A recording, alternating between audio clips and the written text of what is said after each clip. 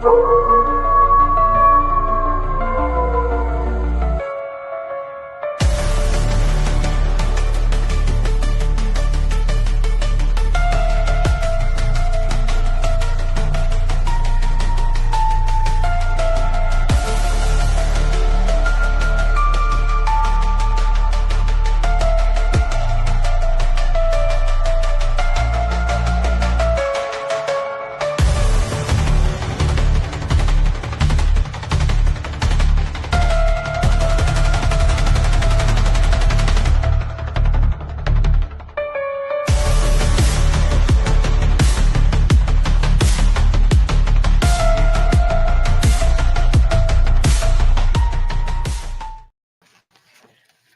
good evening, everybody. It's the Cryptid Huntress.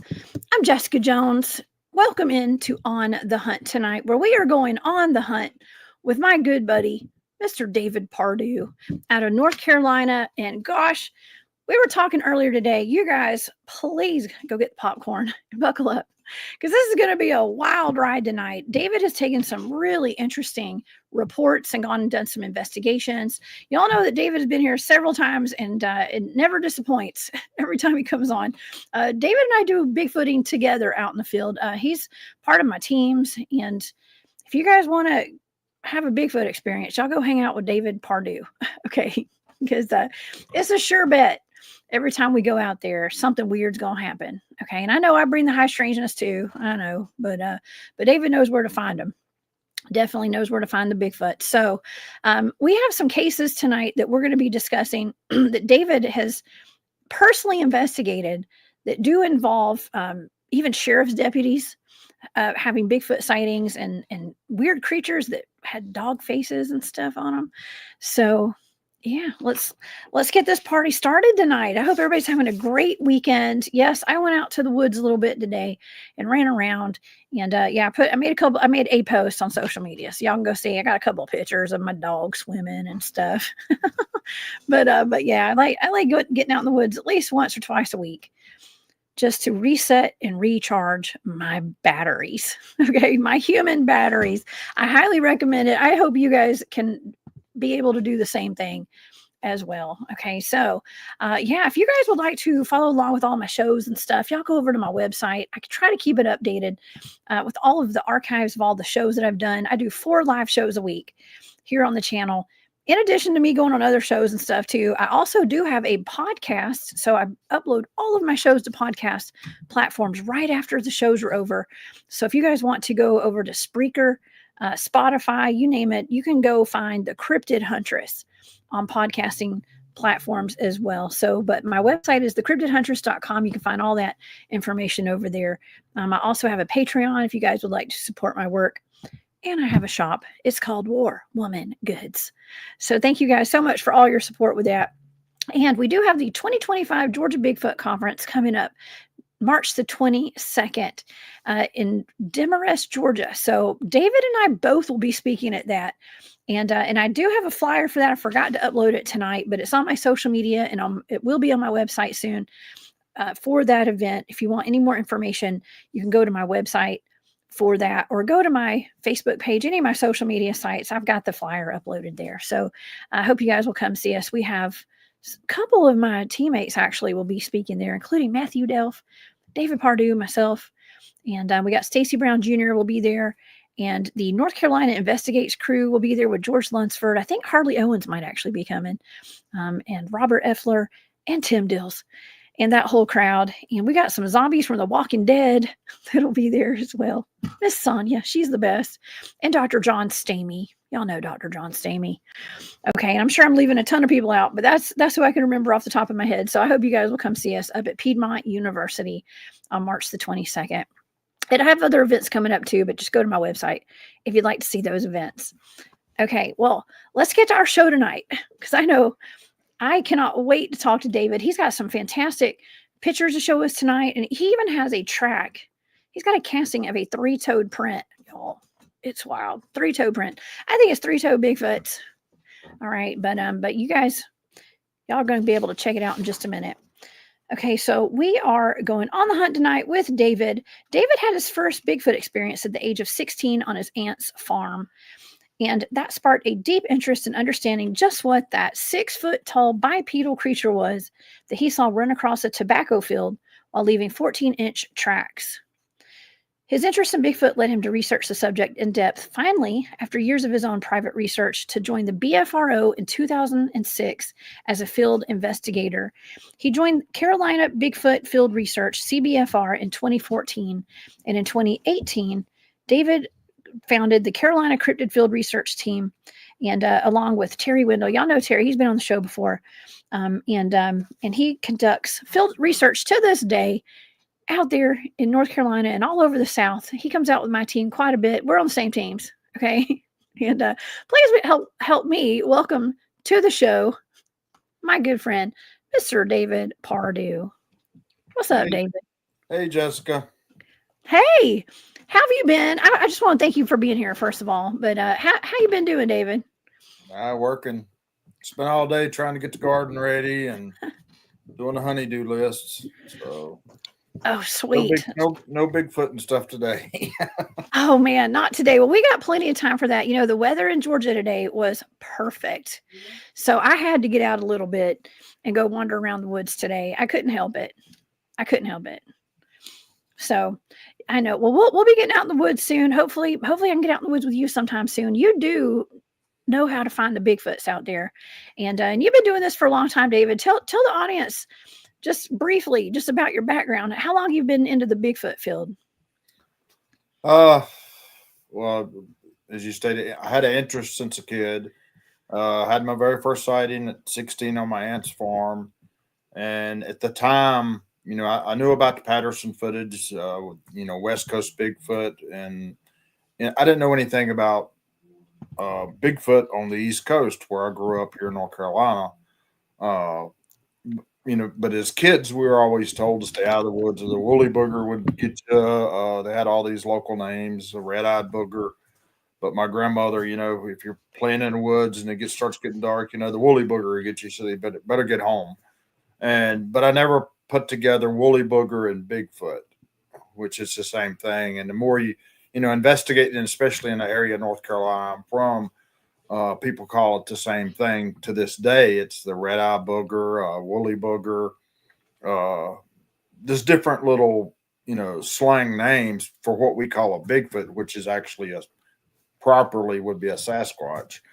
But it just, one thing's led to another. And after what happened to me at 16 and seeing that, and then I started hearing these, local reports of Bigfoot type creature. And then I started, what I seen had to have been a Bigfoot, because we never could figure it out that it was too big to be a man. It was armpits were of the tobacco, which is, 5 foot tall. And, this thing, when it run across the field, its armpits were above the tobacco plant. So it had to be, 6, 7, 8 feet tall.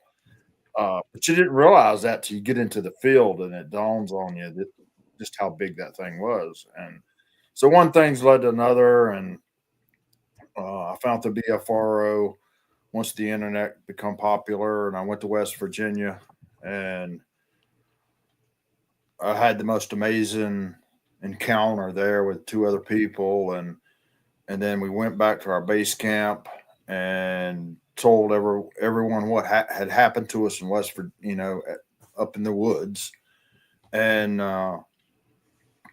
they wanted to go back and see it, and 13 more people went back with us. So it was 13 altogether. My original 3, me and my 2 friends, and 10 more people went back.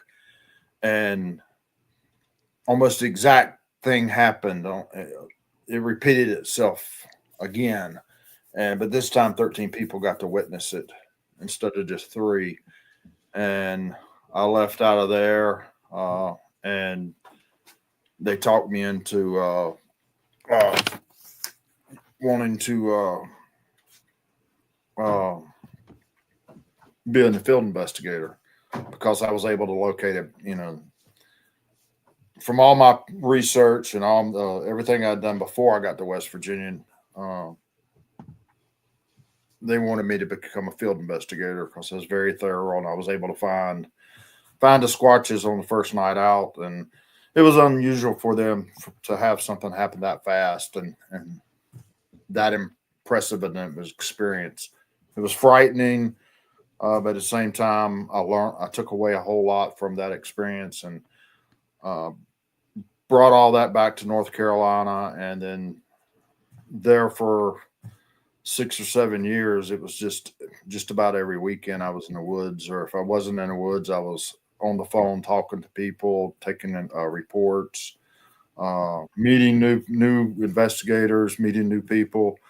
Most of the people that are near and dear to my heart right now, I met through Bigfoot, and those are my best friends. Some of them are like brothers, uh, And sisters. yeah, and sisters. But it's some of the stuff we'll talk about tonight. Some of the people I met because through the investigation is just it's just a network of people, and the stories you hear, the where you get to go out and actually talk to the witnesses, sometimes see the tracks, the prints. You just build upon it, and you get to a point to where I can just about go to someone's place, and they're saying they're having a Bigfoot activity. Within a couple days of spending time there, I find something. You know, Usually I see them or get a picture of them, but Bigfoot's been real good to me. I've been real lucky. I Oh mean, yeah. and it seems like everywhere I go, somewhere new, some of the stuff this it always seems to happen to me, and some of the most wildest stuff in the world, and you get stuff on film, and I see stuff and say, "Hey, they check it out," and turns into some of the best stuff in the world. Oh yeah. I know you're part of that. You're referring to that portal that we encountered. The team encountered out in the meadow. David is part of the group with the Meadow Project as well. So for the audience, if you're wondering, and David's one that spotted that portal that night. That was all David's fault. Yeah, Right, David? yeah. Yeah. Yeah. Well, but you also, you know what? You're one of the OGs of the Bigfooting community, okay? And you've been at BFRO for a long time, and I have had the privilege and the honor of going out with some of the big BFRO folks the past year now. What besides you guys, they're on my teams, okay? Like other BFRO folks. I was up in where's I at Sasquatch Farms up in East Tennessee last year at an event, and I got to hang out with Lori Barnes and them. I just had the best time out there. Just excellent boots on the ground field researchers out there, and they know where the Bigfoots are, David. They really do, and I can appreciate that. And they take a great approach to taking people out and taking groups of people out. And so, people are always asking me, well, do you do expeditions and how can we get out there? Well, contact your local BFRO, y'all, if you want to go out. They know somebody that knows somebody. I can promise you that'll take you out Bigfooting, right, David? Oh yeah, the local investigators. When I was there, it was North Carolina. Uh, you could pinpoint an area pretty good, and most of the states have really good investigators. They're very serious about what they do, and they hit it head on. And if you're going to have, seeing a Bigfoot in one time in your life is, that's like winning the lottery. But Mm-hmm. you spend time with these folks. I've myself personally, and there's always been a witness with me, somebody besides myself that's seen it at the same time. I've had over 100 encounters. Uh, some of them just fleeting, some of them, lasted half the night. But uh, once you pinpoint, when you're looking for a needle in a haystack, it's hard enough to find a haystack, but if you can get it down to that last handful of hay, then you increase your odds of something happening or you seeing something.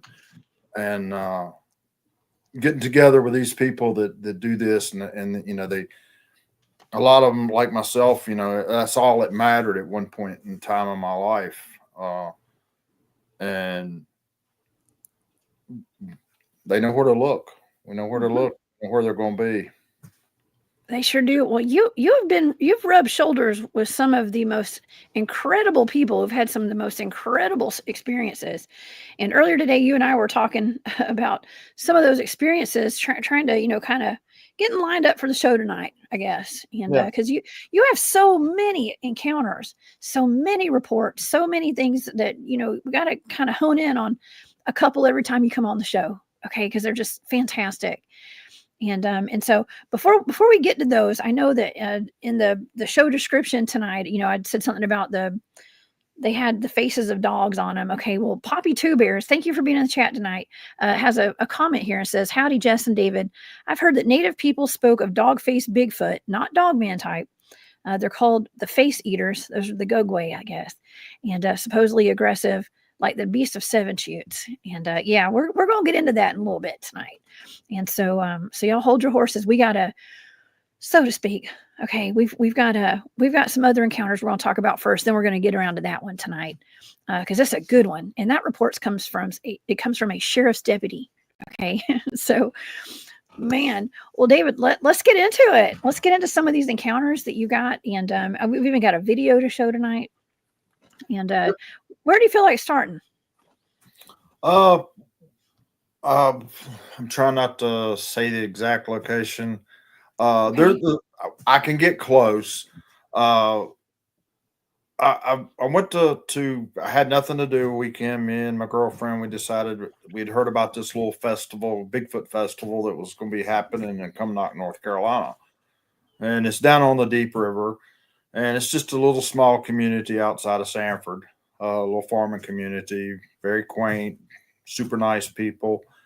So we decided we'd spend our Saturday going down to Cumnock. And we're there, and it's your normal Bigfoot festival. You've got a Bigfoot running around in a costume, taking pictures. There's food, there's speakers, and just having a good time. Just a family day out. And so we go down and we go to they've got a little stage set up, and the guy up there speaking, he actually was a BFRO field investigator at one time, Tommy Poland. And I just sit down, I'm like anybody else in the crowd. I'm just there for the enjoyment of it.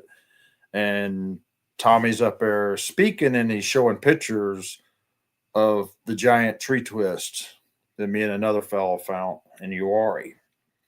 And he's describing it, and he's giving us all the credit for it. He's just showing it as a piece of Bigfoot evidence. And then he happened to see me sitting in a crowd, and he said, "Well, why am I telling you about it? One of the guys that found it is sitting right here in the crowd." So he wanted me to come up on stage, and I said, "No, you got it. You got it. You're doing fine."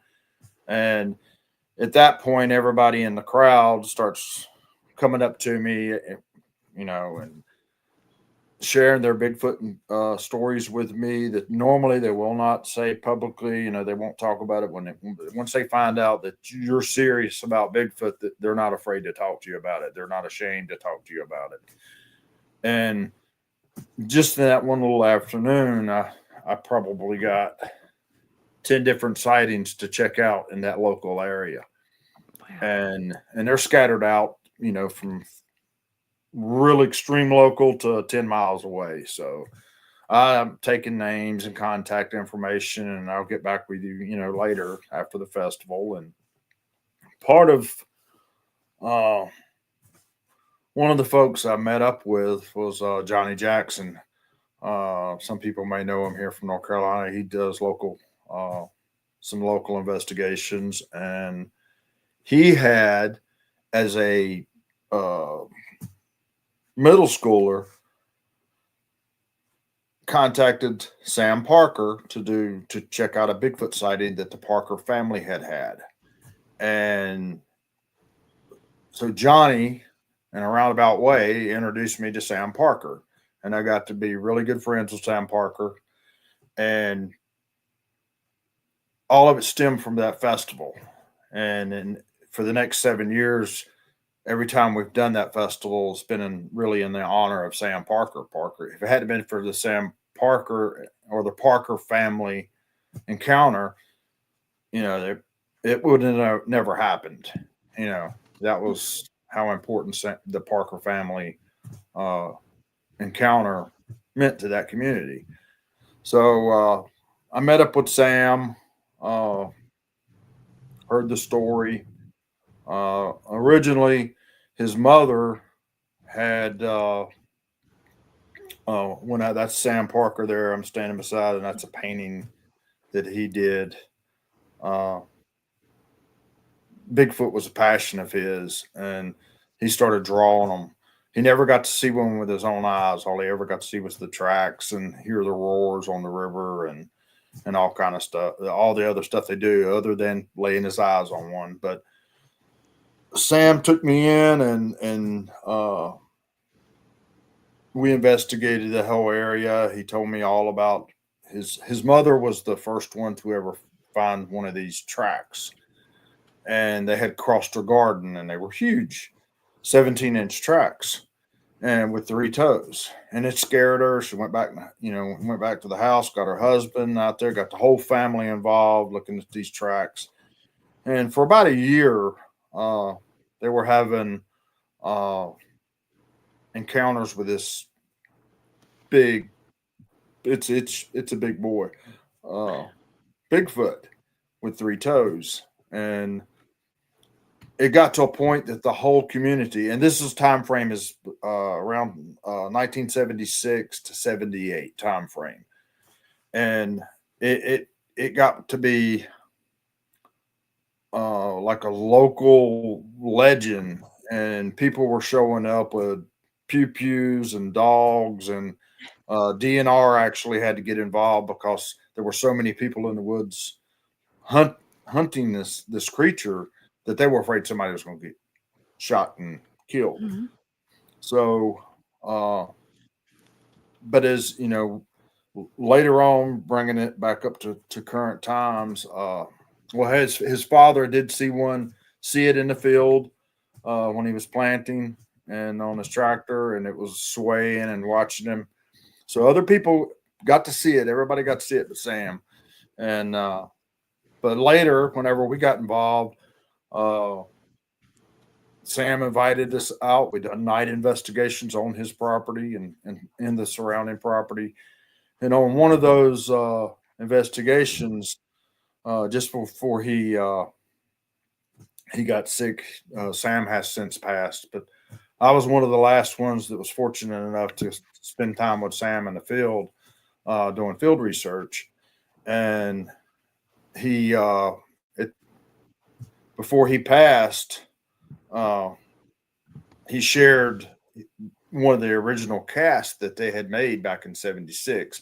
The original cast was made out of lead, and they melted down fishing weights and to fill this cast. The cast is I've got a copy of it right here. Ooh, it's a big boy. It's Wow. 3-toed. It's 17 inches long. That's huge. 7 inches across right here, where will be the top of the foot, and it's about 6 inches at the heel. And it was depressed about 1.5 inches into the earth. But there were hundreds of these in the original. When that was cast, there were hundreds of tracks, and people from all over came to see it. And but he allowed me to have a copy of the original, so we had that one made in dental stone. So I've got the picture pulled up too, so we can see the ruler beside it, the measuring tape, and then your foot. Like that's how massive this is with those 3 toes. Yeah, that's my foot sitting beside that cast. It's huge. And but we were doing this investigation, and we were using 4-wheelers, and we traveled miles and miles of river bottom land through bean fields, cornfields. And this one particular day, in one of the lower fields, right next to the river, we found a track line of 16-inch tracks, but they appeared to be 5-toed, but they washed a lot of the sand and dirt into the tracks, so you could still see the impressions, but they weren't clear enough to tell how many toes. But it appeared to be 5-toed. It wasn't a 3-toed creature. But I think there's a.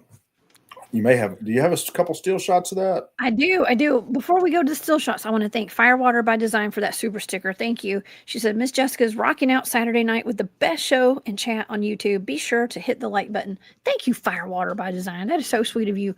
I appreciate your support. It means the world to me. Yeah, let's pull these up. I've got the. Let's see. Okay. Are they the river pictures too, or is it the video? Okay, because I got these river pictures. That's not the it. river pictures that I sent you. Those show that's just a general location of the terrain. Okay. Some of the area that we research just gives you kind of an idea of the lay of the land. That sandbar right there, we found a 16-inch track on that sandbar. Wow. Coming out of the water, and then one step into the sandbar, and then the next step was onto the grassy bank area, so it didn't leave an impression, but you're talking about a 7-foot stride. Wow. I have a question for you. Okay, I'm showing the picture of the track line now, and I do have a video to show too. What is it? Just a genetic anomaly? I mean, why would they have 3 toes? It's just a lot of, I mean, because I don't know how common that is. It's not very common to find 3-toed tracks, even though it's not unheard of completely. Because I know Bob used to even talk about finding 3-toed tracks and stuff. I mean, what has been your experience with 3-toed tracks?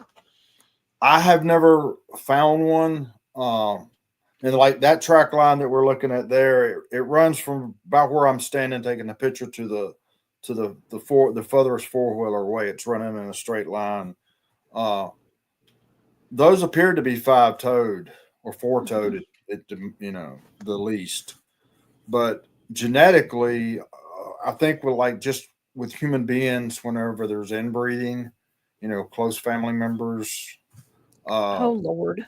Some of the first things that start happening as far as deformities are the digits. You'll get 6 toes, 6 fingers.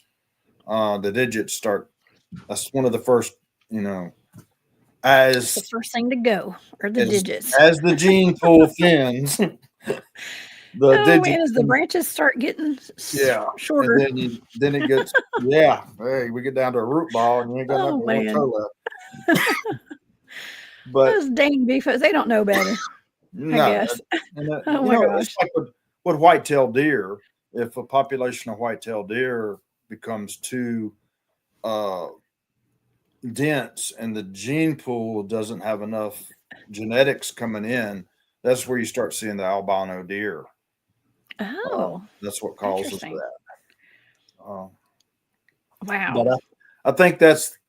I asked. I got my answer. That's as close as I can come to it. That would make sense. That track line there, we found. Like I said, we spent about 6 hours on 4-wheelers and never touched the same piece of property. And we did find that track line there. And there's a short video I think you have of it. And I'm walking beside it as I'm thinking, and you can see better the metatarsal break on the tracks and get a better look of the tracks. Okay, I'm going to play the video now, and it's about 8 seconds, and I don't think we're going to be able to talk over it. So y'all watch this video. It's going to be about 8 seconds, and we'll come right back. Okay, here we go.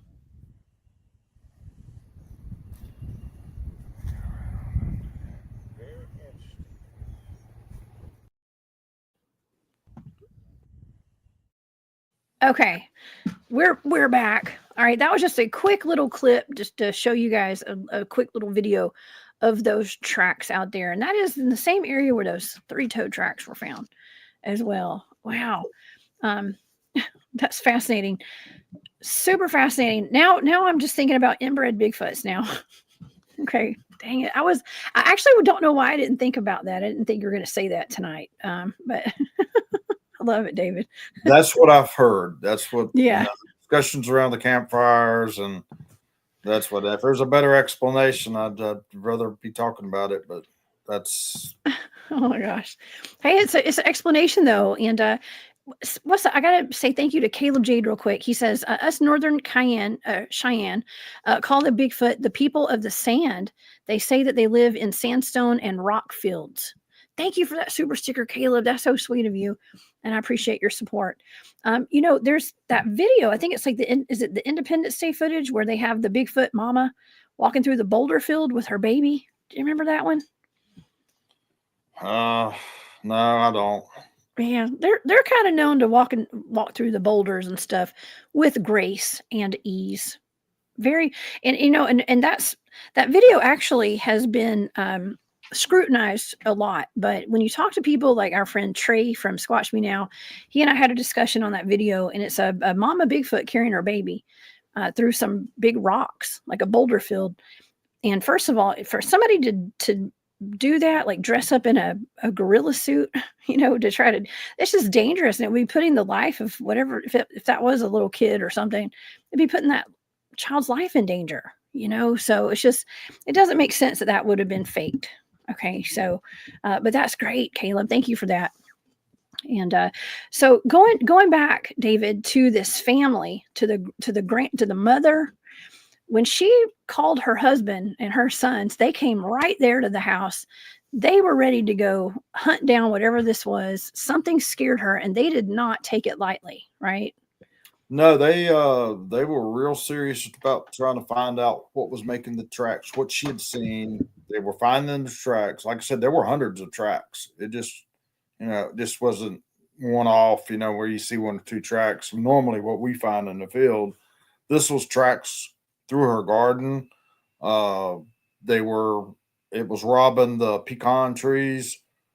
They found tracks under the trees, and then all those massive fields, like you just seen a picture of in that one photo. These are huge fields, and tracks all around them. The tracks never really crossed the field. They were always on the outskirts of the field. Every once in a while, Sam had detailed maps of all the track lines that were ever found in that area, and he would mark out exactly where the tracks were.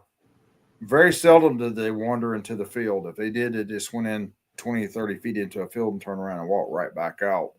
It was always on the edges of the field.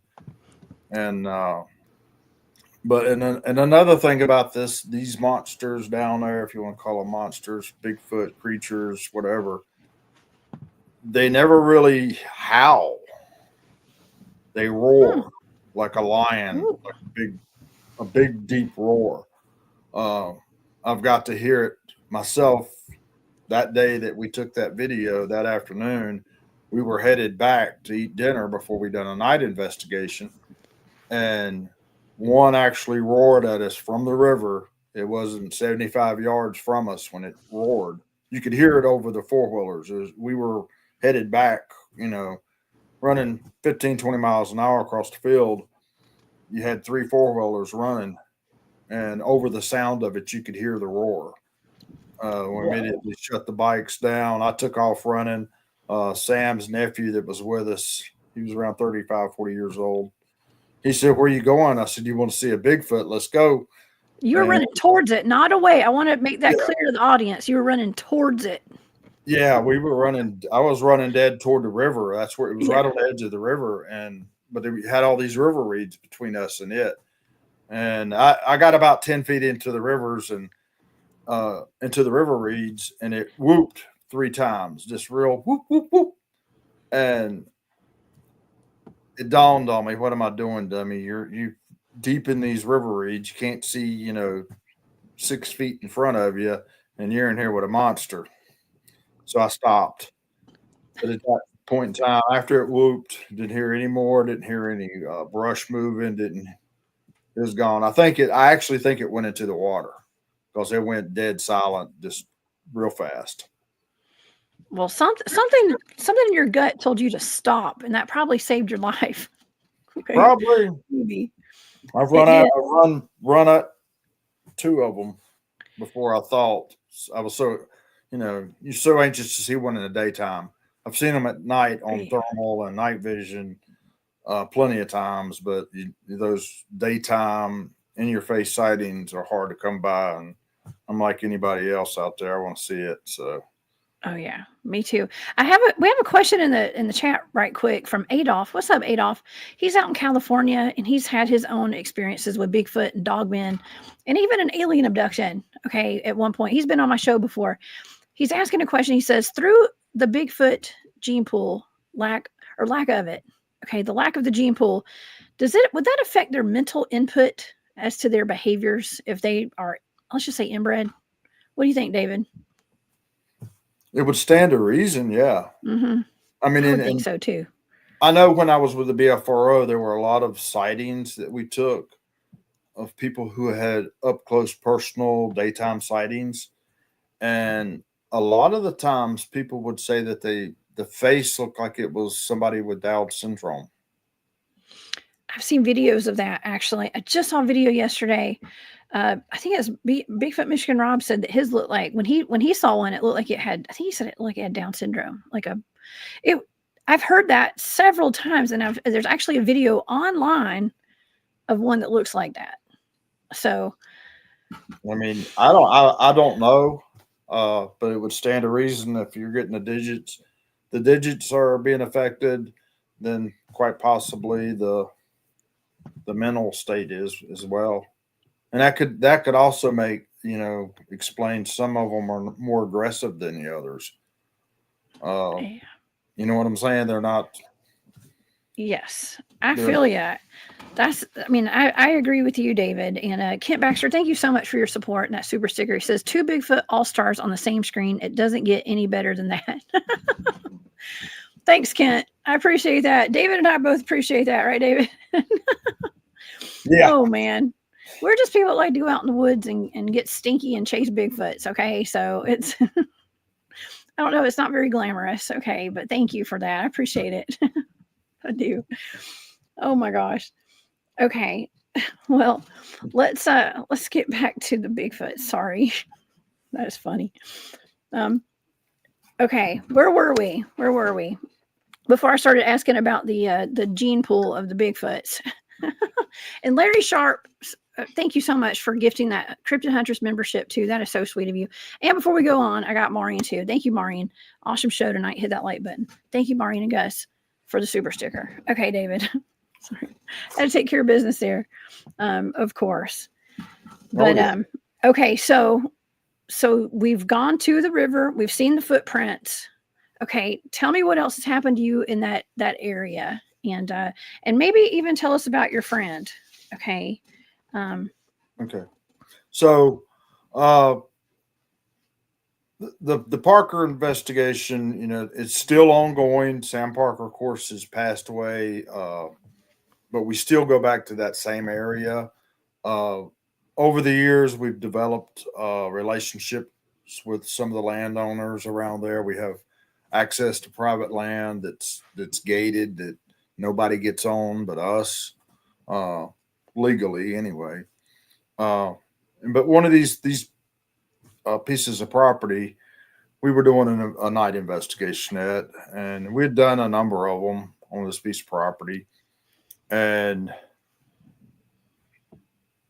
it was an area we could drive our vehicles down to and drive get down close to the river.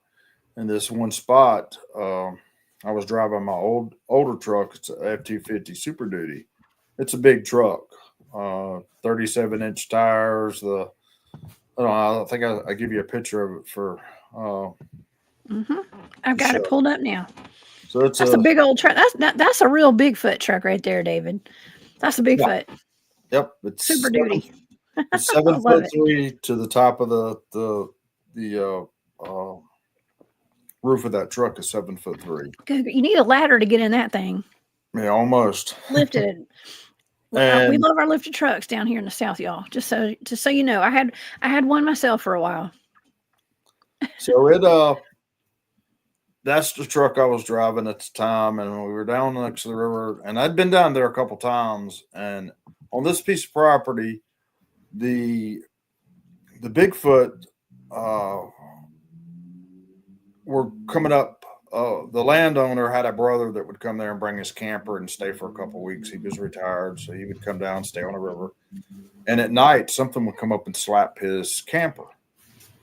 He never could see what it was. It would roar at him when he was outside. If he had a fire going at night, just sitting around a fire, enjoying the afternoon, something would come up at the edge of the woods, roar at him. But he had his camper slapped or knocked on his window a couple of times. And we were then, from where this gentleman parked his camper, we were just a couple of 100 yards away between his camper and the river. So we were right in the middle of that. But this one afternoon, we had gotten down there late, and I didn't feel like setting a tent or anything up. And me and Johnny Jackson actually, we were sitting under my truck together for a little bit with the windows rolled down, just listening to what was going on. We did get to hear samurai chatter. With two of them off on the right-hand side of us in the brush, just talking back and forth to each other. And so we were just sitting there listening, taking it all in. And it got later that night, and I said, well, we had to do we were going to be speaking at the Bigfoot Festival the next day. So we just decided to go to sleep in the trucks. He got out of my truck. He went and got his, which was parked right beside mine. And we hadn't even we hadn't been settled in maybe 10 minutes, 15 minutes at most. I laid my seat back, and just as soon as I got settled in, something popped my window like 3 times, like bam, bam, bam, bam. And I laid there for a second thinking, what was that? And then I just set up. I didn't pop the lever to let my seat up. I just kind of set up, and I looked out my window, and I'm looking out my driver's side window, and it's just black. And I kind of, you can see the skyline, and all I seen was a silhouette of a Sasquatch standing there looking down at me. And he was taller than my truck, and he was looking down. That's the image that I could find that even come close to what I was looking at in the skyline, looking up at me. Wow. And it was, just a couple feet away from me, and I'm looking up at it, and I'm staring at it, and I actually had a voice recorder going, and you can hear on the voice recorder, you can hear the window being tapped on, like pap, pap, pap. And then 1 minute and 30 seconds goes by, and then you hear a whap. Well, we're staring at each other, and I just got this really bad gut feeling there was another one looking in my passenger side window. Oh, God, surrounded. So I broke eye contact. I turned my head real fast to look out the driver's side. I was starting to panic. And I looked out my passenger side window, and just as soon as I broke eye contact with it, it slapped my door and walked away.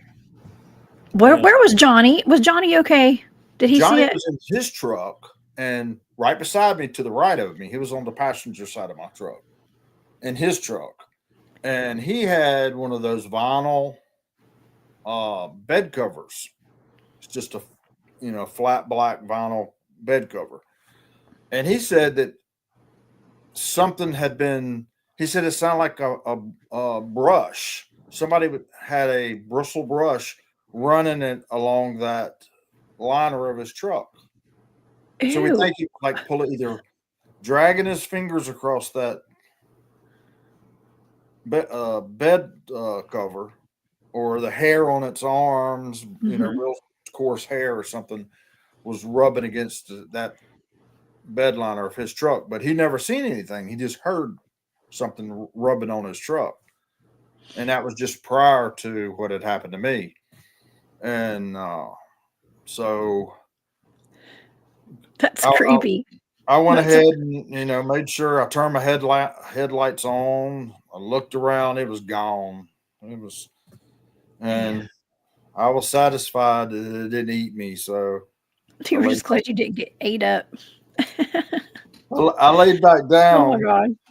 and I just laid straight back on my seat, and I went on to sleep after that because we had to get up to do a festival. And as a speaker, the people didn't know that they were standing in front of me of what had just happened to me just a few hours before, and all that was going through my mind as I was trying to do this uh, speaking engagement that I was doing. But I had just had one of the best Bigfoot encounters just a few hours before, but I didn't talk about it. Oh yeah. Yeah. I actually like to go out too whenever we're doing a conference. A lot of times when we have a Bigfoot festival or a Bigfoot conference, it's where there are Bigfoot sightings.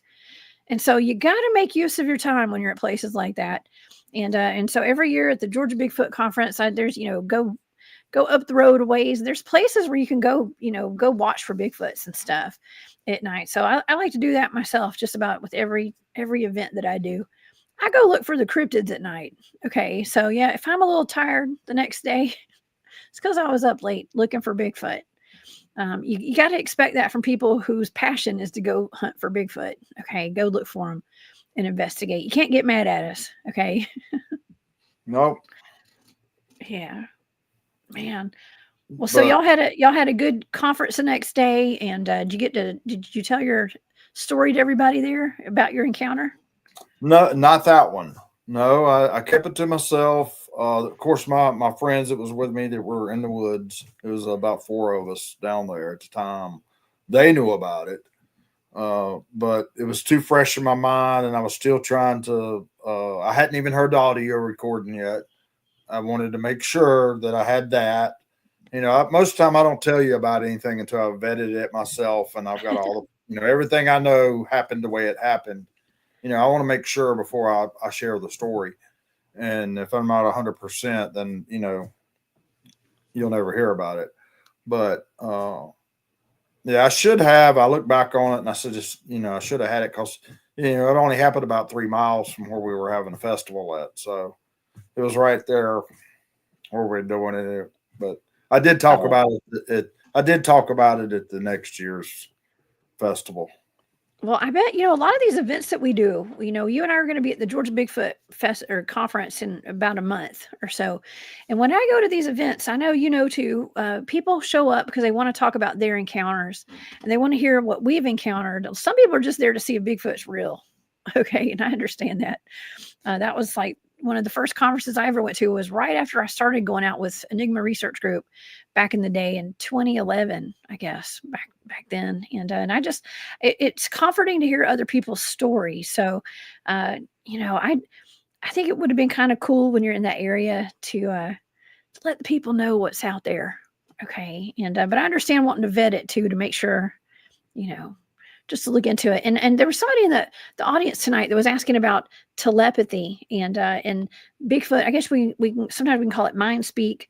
That's my thing. I'm big onto the mind control aspect of it and the telepathy of just being, learning how to do it as a human, right? Or doing these things as humans. But have you ever had any kind of mind speak happen out in the field and or any kind of telepathy amongst you and the Bigfoots? No, the closest thing that I've had that would, having something physically happen to me without them touching me would be infrasound or zapping, as we used to call it in the BFRO world. Uh, and that's where they produce a sound that's so low you can't hear it, but you feel the vibrations. And that happened to me in West Virginia. The most severe uh, episode of that happened to me on my first West Virginia encounter, but that's kind of unnerving. Um, I've I've felt it with cougars uh, whenever they can growl, and you can actually feel the growl more than you hear the growl. Hmm. Uh, but this, they can make a sound. the closest thing I can describe it is turning up the bass speakers in front of a rock concert, but turning the sound off, but you can feel the beat. I've had that happen a couple times. I've had that happen too. You know, today, before we went live on the show, I was telling you that when I was leaving the woods today, I got that weird frequency. And it was, I've not had that at this location before ever. You know, I've heard some weird stuff, but it wasn't like rocks clanging. It wasn't any kind of thing like that. It was a frequency. It was on, and there's nothing out there. There's no electricity running out there. I don't think. I mean, it's in the middle of nowhere, but it was a weird frequency, and I started feeling nauseated, and I just didn't feel good. I literally, for a split second, thought about running to my truck. Okay. Because I was like, what is this? This is not right. It felt off. And whether it was a Bigfoot or something else, I don't know. It was something though.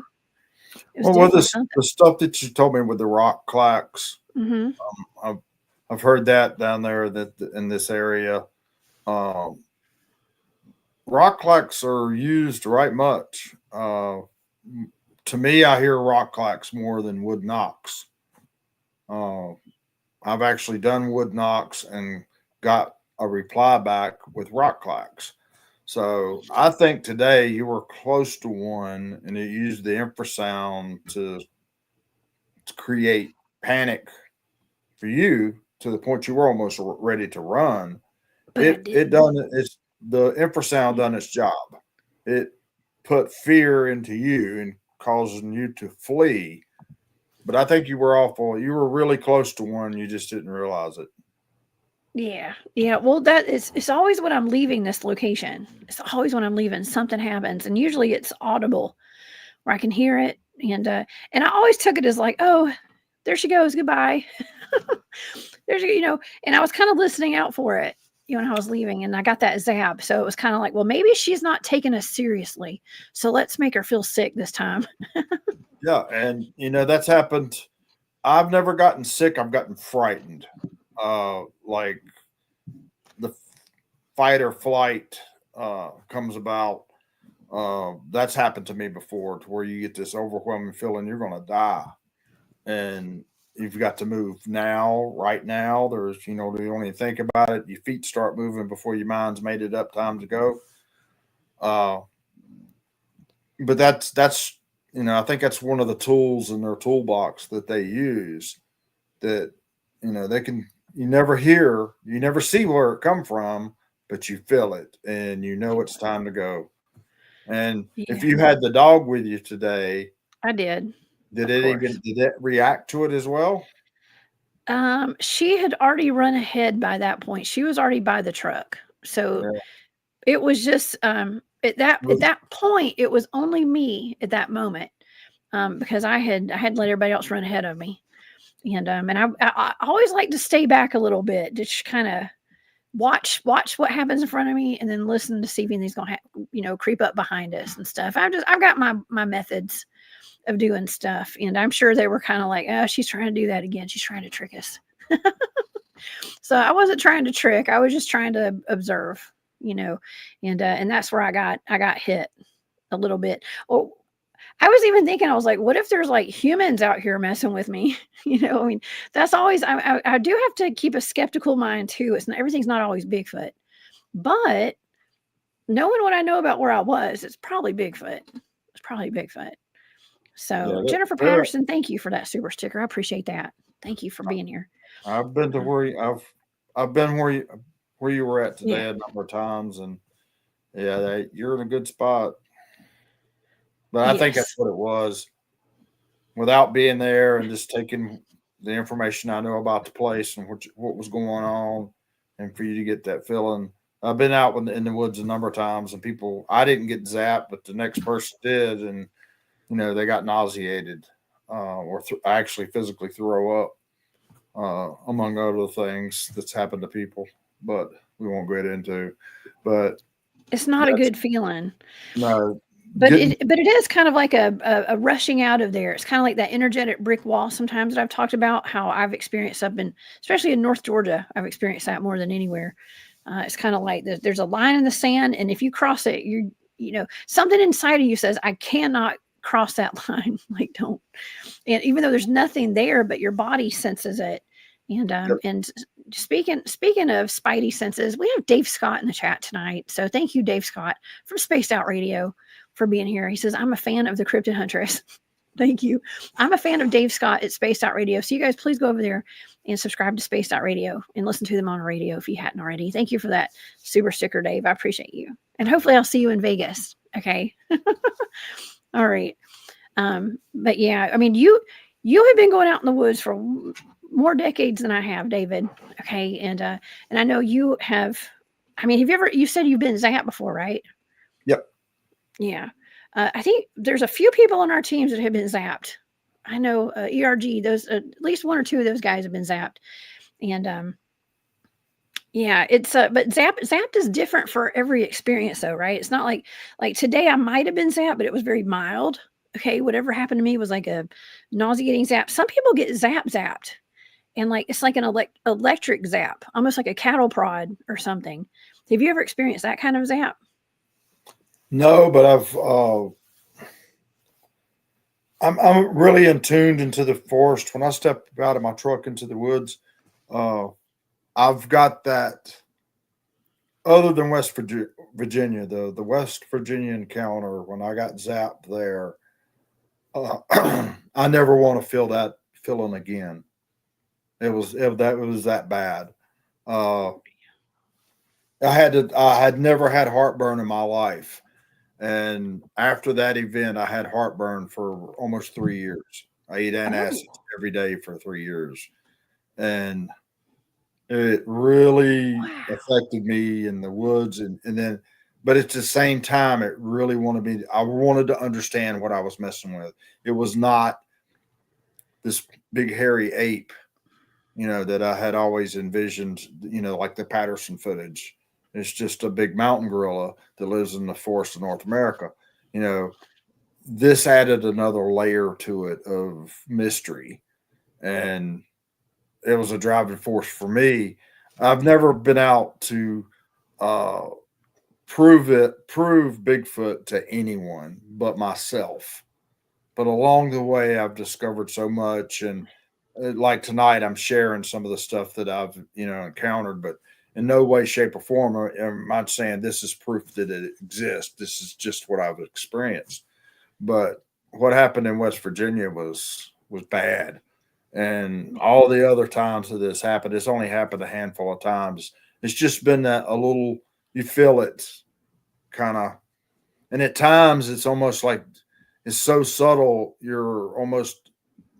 Are you making it up in your own mind that you heard something, but you really didn't, or did you feel something? Your adrenaline is going. Some of these experiences can get really extreme, especially when they get up close. They're 10 foot away from you. They're screaming at you, or you're having a bad night. You're having a good night because you're having this good experience, but at the same time, it's one of the over the top ones, and they charge at you or something, and you get this feeling. But the zapping is completely different. They if you get close and you don't want to go, they hit you with it, not to go any further. Like you said, you hit that brick wall and you're not going to go any further. I can't. I won't. Yeah. I'll leave. I've left a few times. Oh my gosh. Well, okay. So I just remembered something that I had forgotten about today. And as you're saying that, I'm like, oh my gosh, I just blocked it out is what I did. And now I just remembered when I got in the car, I got in the truck with my dog. Okay. So it was already dark. It was getting dark and I had to get home to come do the show tonight. Okay. So I don't like being out there. If I'm not out there with my team or have like a bunch of people with me, it's best just to get on out there, right, when it gets dark. And so I got my dog in the car, and as I got in the driver's side truck, okay, got my folks in the car. Let's just put it that way. And I had my dog. I just got my dog in the backseat. I just had to dry her off. She was wet, and as I got in the car, I heard a yelp. Or like a scream. It was some kind of a noise. And I thought it was my brain wanted me to believe it was my dog, but I don't think it was my dog, David. It was something else, and it was close. And my dog did react to that. she did react to it, because I was like, in my mind, I thought it was her, but it was something in the woods right where I had just been. And so I can't believe I had to actually block that out until just now. I do remember that. So something may have happened. I might have had an alien abduction out there. I don't know about. I don't know. I think There's no telling. You got close to one today, and Yeah. as you go back more and more and more, they got used to you. More and more stuff. That's why I keep going back. I keep going back to the same place, because I know they're getting to know me. I've been going there for a while. And if you have the dog with you, they won't get real close. Yeah. Well, it was after she got in the car. Yeah. Is when I heard that. So, yeah, I didn't have her on a leash or anything, too. So, and I don't want her getting hurt, David. You know, it's not real smart to take. I never take my dog out when we do our Bigfoot research weekends and weeks, whenever we're out there. I would never take my dog out there, because it's dangerous, you know. But when it's just me and the family, you know, I'll take her out there. But nonetheless, oh man. Well, you had mentioned Johnny Jackson, and you said that he had done a report on that family, right? Was it on the family that had the Bigfoot experiences? And, Johnny actually, he done a book report on it. I think it was middle school. He done a full book report on the Parker investigation. Wow. As a child, and then 30 years later, he goes back out there and is actually boots on the ground investigating with Sam Parker. So that's wild. Childhood up. I mean, imagine that when you're a kid and you do a book report on a local legend of a local family that had Bigfoots on their property, and then you go and you get to go out and do Bigfooting with the family. Okay, one of the guys. That's wild. I know when I was in high school, I had a fascination with a local fortune teller named Mahaley Lancaster, and I did a mass media project and a new show on her, put together a video, and just about a couple months ago, my friend Bryce and I went out to her grave as adults. And she's kind of the thing that kind of bonded she and Bryce and I together, was a story of Mahaley. We feel like Mahaley brought us together, actually, as friends. And so it was really cool getting to go out there. And I can only imagine the excitement that he felt going out there and doing some Bigfoot investigating with the Parker family, with the Parker. Yeah, and Sam was one of those men. He was very down to earth. He would give you the shirt off his back. And when Johnny reconnected with him after 30 years, wow, Sam jumped on the opportunity, and it kind of re-sparked the fire to go search for the creature that had been, giving him the slip for all these years. Sam was a deer hunter. He bow hunted. He, black powder rifle the whole season, and he had been run out of the woods a number of times while bow hunting, with it screaming at him. But Sam was scared to death of it. He didn't like doing the night investigations with us. We'd go out, out and do our thing at night. And, as Bigfooters, we own the night, right? Yes. Sam didn't like going out there at night, but he'd go out there all day long with you, but it started getting dusky dark. It's time to go back and eat. So, but Sam was a good guy. I hate he's gone. He's missed. He's kind of like a Grumpy.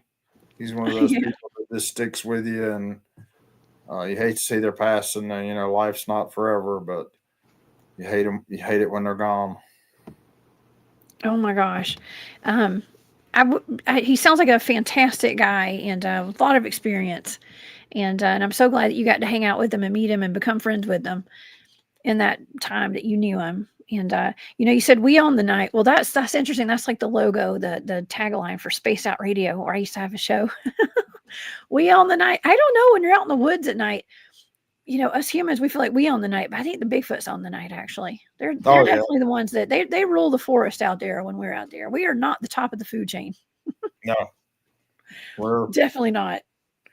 But we go and do a lot of things that a lot of people wouldn't even step out of their car, and I spent 3 days in the Florida Everglades chasing these things, and a lot of people won't even get out of the car and step off into the swamp. And we spent 3 days out there, and we followed a track line for over a mile. Me and Don Tart through ankle deep water, wearing snake boots, and Oh God. was having a good time. As long as you got on snake boots, I'm totally down for that. As long as I got on snake boots, there's no gators in the water, I'd be all right. Oh, there was gators everywhere. We had Oh God. Never one mind. place I'm out. I was trying to measure a track, and it was underwater, and it was in the gator pond. And Oh no. I had I the don't think I sun. would have done that. I had the sun to my back, so I'm backing into the water so I could see without the reflection of the sun blinding me. And Don, this big gator, kept coming up, and he was probably at least 10 feet. And he would come up in the middle of the gator pond, and he would go down. And Don say he's getting closer, and he'd come back, and he'd then close the distance by half. By the time I got out of the water, that gator was 25 feet away. Oh my God. So, that's all the track measuring I'm doing today. I mean, I love Bigfooting, but it's not worth risking my life like that. I was younger. Not. I don't think I would do it today, but then Oh, geez. Was it nighttime or daytime? That's my that was question. in the daytime. Yeah. That was actually Oh, our geez. friend Craig Jackson. Action Jackson. Yeah. Craig's on the show. That was where I met Craig Jackson. That was in Big Cypress. Oh yeah. I think he's telling me about that. He's telling me about he was talking about the green swamp with me one night, the first time I ever went out Bigfooting with him, and him getting yelled out of the green swamp. Yep. It had something to do with him having to go to the bathroom, I think. So I'm gonna leave it there. Okay, we've got funny stories, y'all. Oh, but we are like a big family though. Okay, so we got stories. We got lots of stories. Yep. Oh my gosh. Well, okay. So are Johnny and Craig related, by the way? Are they related somehow? No, I don't think so. I don't think so either. Oh man. Just Action Jackson. Oh man. Well, okay. So let's move on to, can we talk about the reports that you took and that you guys have of I know I had mentioned about the sheriff's deputy having those interactions. Let's talk about that because that really stood out to me today when you and I were talking. Well, part of investigating this area, of course, you get to meet new people. Anytime you go into a new area, you get all these contacts. And one of the folks that I talked to, I won't mention names, and I'm still trying to dig up the full story. But there was a sheriff's deputy in one of the counties there that is really close to the Parker place, who was doing night patrol, and he was on this old dirt road. How can I word this? Anyway, as a dirt road, it's paved now, but at the time he was patrolling down this dirt road, and he rolled up on what he thought were three people fighting in the middle of the road. And of course, the headlights are shining out, and all they could see was the legs, and it looked like three people wearing, either dark jeans or blue jeans. It was just dark. And so he got out fully expecting to confront three people that were fighting in the middle of the road. And when I mean fighting, there was one standing in the ditch. Now, this is the story I've heard from a reliable source. One was standing kind of in the ditch of the road. The bigger of the three was picking up one of the other ones and body slamming it down onto the road. It was a pretty violent fight. And so he went up to stop this fight, to intervene. And as he got closer, they stopped fighting and started walking toward him. And when they did, he described hairy type, Bigfoot type creatures, but with more of my understanding of it is more of a dog looking face. Now, whether it was a Bigfoot with an elongated snout, which I have seen those, or it was, the German Shepherd type head or a werewolf type head. I've not nailed that detail down, but I've heard that this person has went on and done a podcast and talked about it. But I'm still trying to track that down. I actually have someone in the know that knows this person. I'm trying to get some more information. I actually sent a text when we got off the phone earlier today, talking, trying to nail that down. And he called me, and I was out doing honeydew work, and I missed the call. But that happened really close to the Parker thing, and that may be, the Dogman. To me, I've never run across a Dogman, but I've seen Bigfoot that look like could be to me, all the Bigfoot look like a dog in the face anyway. They look more canine than ape, the ones that I've interacted with, except for that one in Cumnock. I showed you a picture of it looking between the trees, and You did. that one to me, it's a monster. It was dog-like. Okay, well here's my thing. When I've gone on investigations to go track down some dogmen, or what people thought were dogmen, it actually ended up being whatever. Now, I'm not saying there weren't dogmen that night when the guys were being surrounded by something. But when I went out there, we had the exact same type of activity that they said they had. And the guys were with us that had the activity. Not the exact same type of activity. We had some activity, though. It was Bigfoot out there. Okay, so Bigfoot, I think that maybe sometimes they get misidentified as being dogmen, because the dogman is kind of the hot thing right now. Everybody's like, oh, dogman this and dogman that. You turn on YouTube and all the shows are about dogman. Okay, a lot of shows, there's a lot of, people are really fascinated in dogman. But in my experience, when I go out and do the investigations where there may be dogmen involved, it's usually Bigfoot sign that we end up finding. Yeah. Yeah. And that's now, my I've been on here before talking about it and on other shows as well. And and this is just my personal feeling about Bigfoot. Everybody calls it like the North American great ape. All my experiences and what I've seen of them, and I've had some pretty up close personal encounters with them. Very good. I've got to see them up close and personal. They remind me, and they resemble a dog or a canine species more than an ape. But that's just me. They're a lot of their vocalizations are wolf-like or coyote. They're dog-like. They roar. They, the only thing that they do that I've heard that's ape-like is some of their chatter and the whoop. But the whoop is more, I don't know, it's hard to explain. It could be almost like a yap. You know what I'm saying? Yeah. Yep. I think the Dogman is a Bigfoot. Unless I see one with a tail. And I haven't seen one with a tail yet. But if it's out there, I want to see it.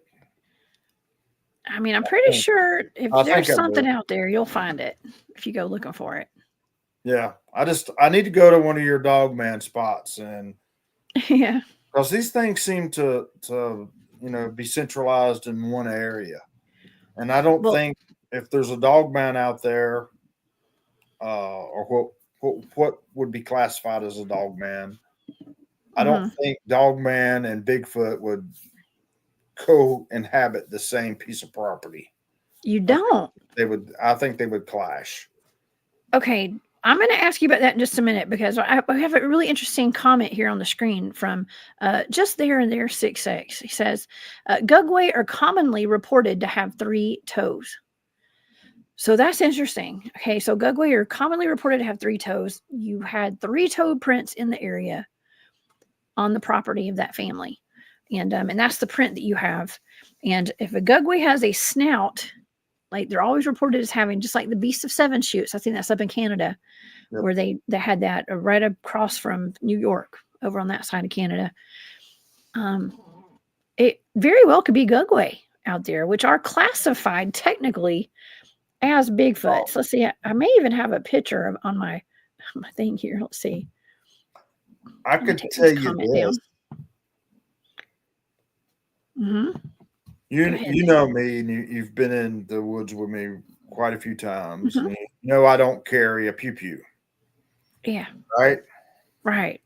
When I go to this area, the Parker investigation, that's the only place that I carry.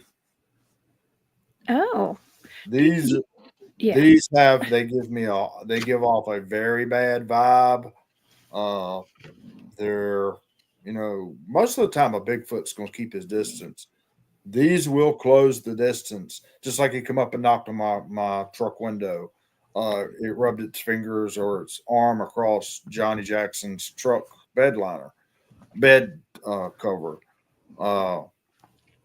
These come up to you. They're very, they're a lot more aggressive. I was going to say, they ain't scared of humans, that's for sure, apparently. I mean, for one to roar at us in broad daylight, It's not typical. It's not a typical thing that a Squatch would do. A Squatch would stand there and let you drive right past it, and you never even knew it was there.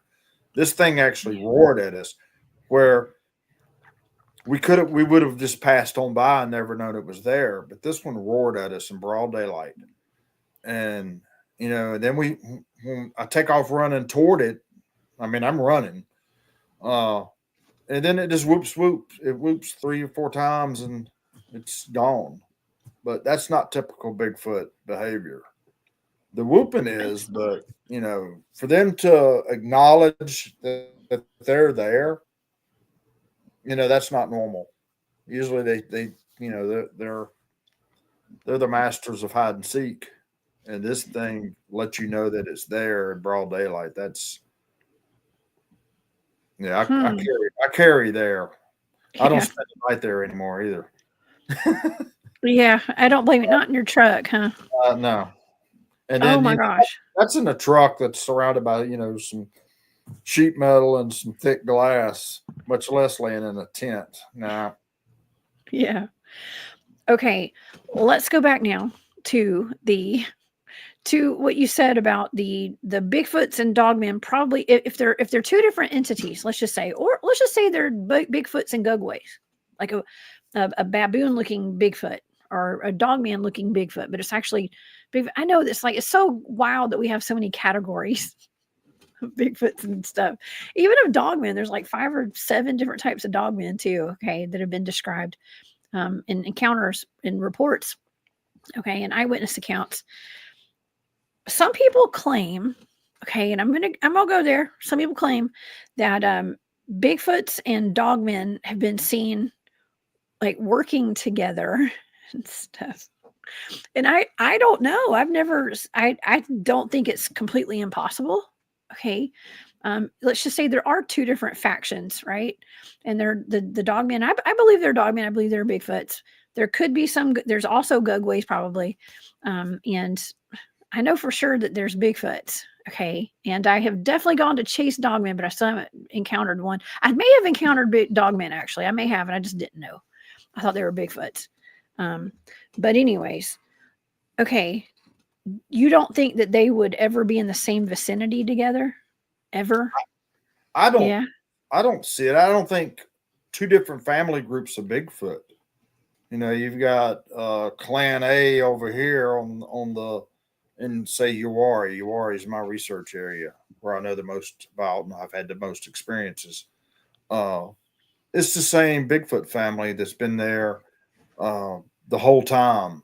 I mean, I've got pictures of one that's on his mama's hip, and I may be sharing that in Georgia. I hadn't decided if I do, it'd be the very first time that's ever been released to the public.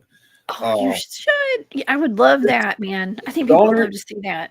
It's a trail cam picture, and it's like when trail cameras first came out after film. So that's how old it was. I don't forgot what it's not a very clear picture. You can see her standing there. You can see the baby on the hip. Mhm. But I've then I seen it. now, You showed me it, the picture yeah, before. I've You can shown see you that it, picture. You've seen it. It's not the clearest photo, but but you can tell what it is. yeah, you go back to the technology. We got game cameras now that are crystal clear. Back then, the technology was just coming out to get electronic photo, and the pixels are not there, but it's there. You can plainly see the baby on the hip. You've seen the photo. Mhm. But now that baby, I've followed that baby growing up all these years, and now it's the adult male that's the alpha male of that group. It's the same family unit. Big Daddy, I haven't seen evidence of him in a number of years, and I think the one I've nicknamed Matthew, uh, he's the adult male now, and he's the one that controls that group. But he doesn't leave there and go to another territory and intermingle with those Bigfoot. I think the only time they mingle is just like white-tailed deer, when the young bucks get up big enough to start mating, Big Daddy runs them off until he no longer can. And then the next strongest one takes over. And I think that's the way it works in the Bigfoot world. But Bigfoot intermingling with Dogman, if there is a type. But I will say this: I have seen in the same group, they're just like Bigfoot are just like people. You've got short people, fat people, skinny people, tall people. Bigfoot are the same.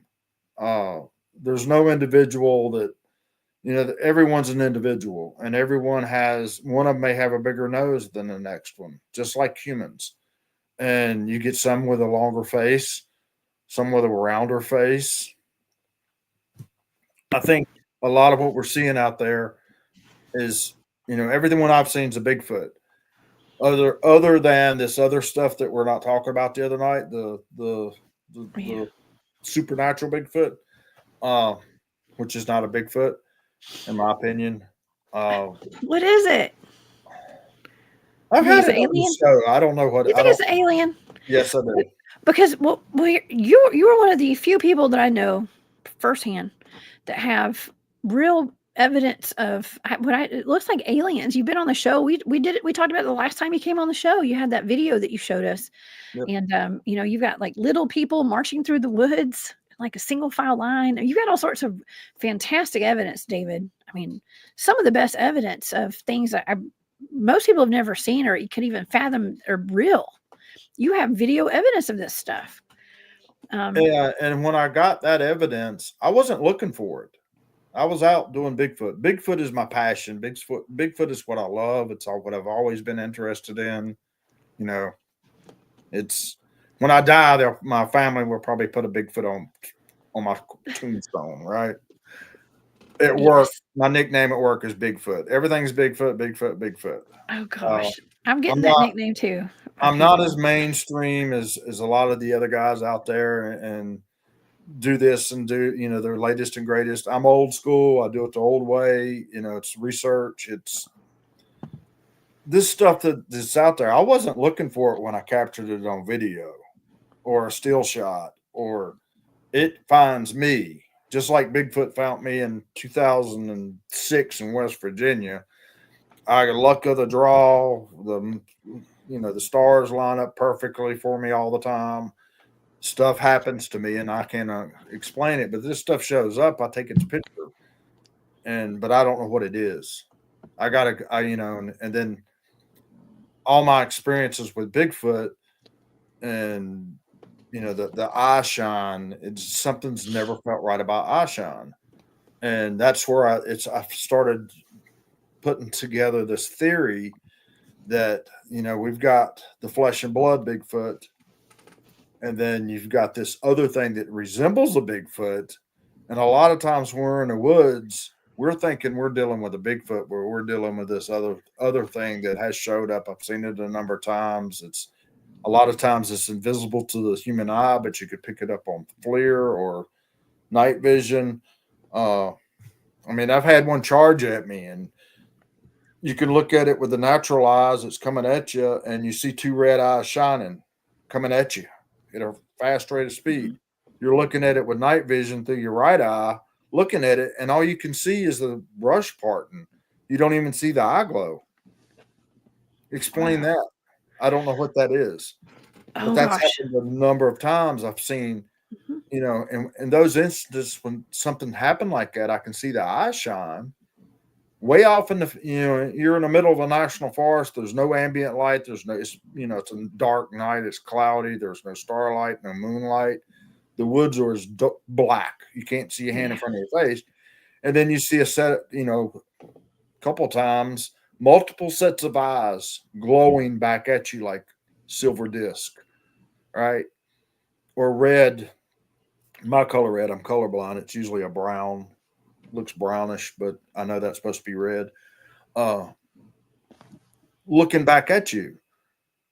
But when you look up at it with a thermal or you look at it with night vision, you can't see it. What is that? You can't place a body with the eyes that are shining, but you can plainly see the eyes. You can see them blink. They'll blink. What is that? Wow.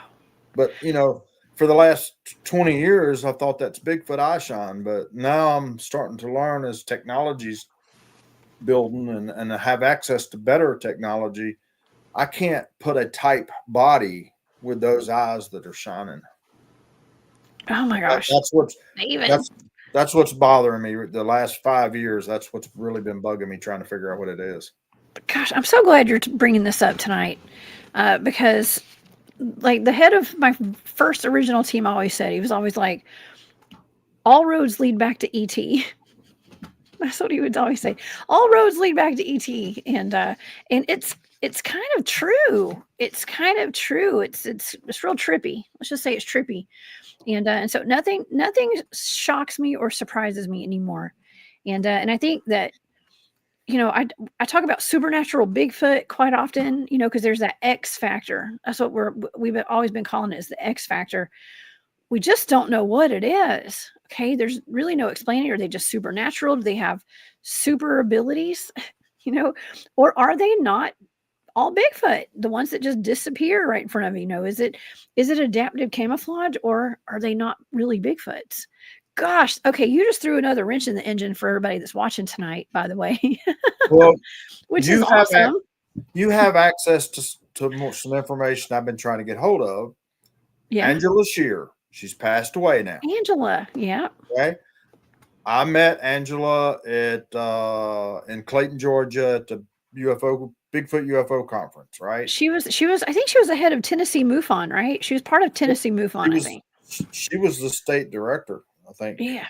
Yeah. And anyway, we were talking and, you know, talking Bigfoot shop and UFO shop, and she showed me some of her evidence.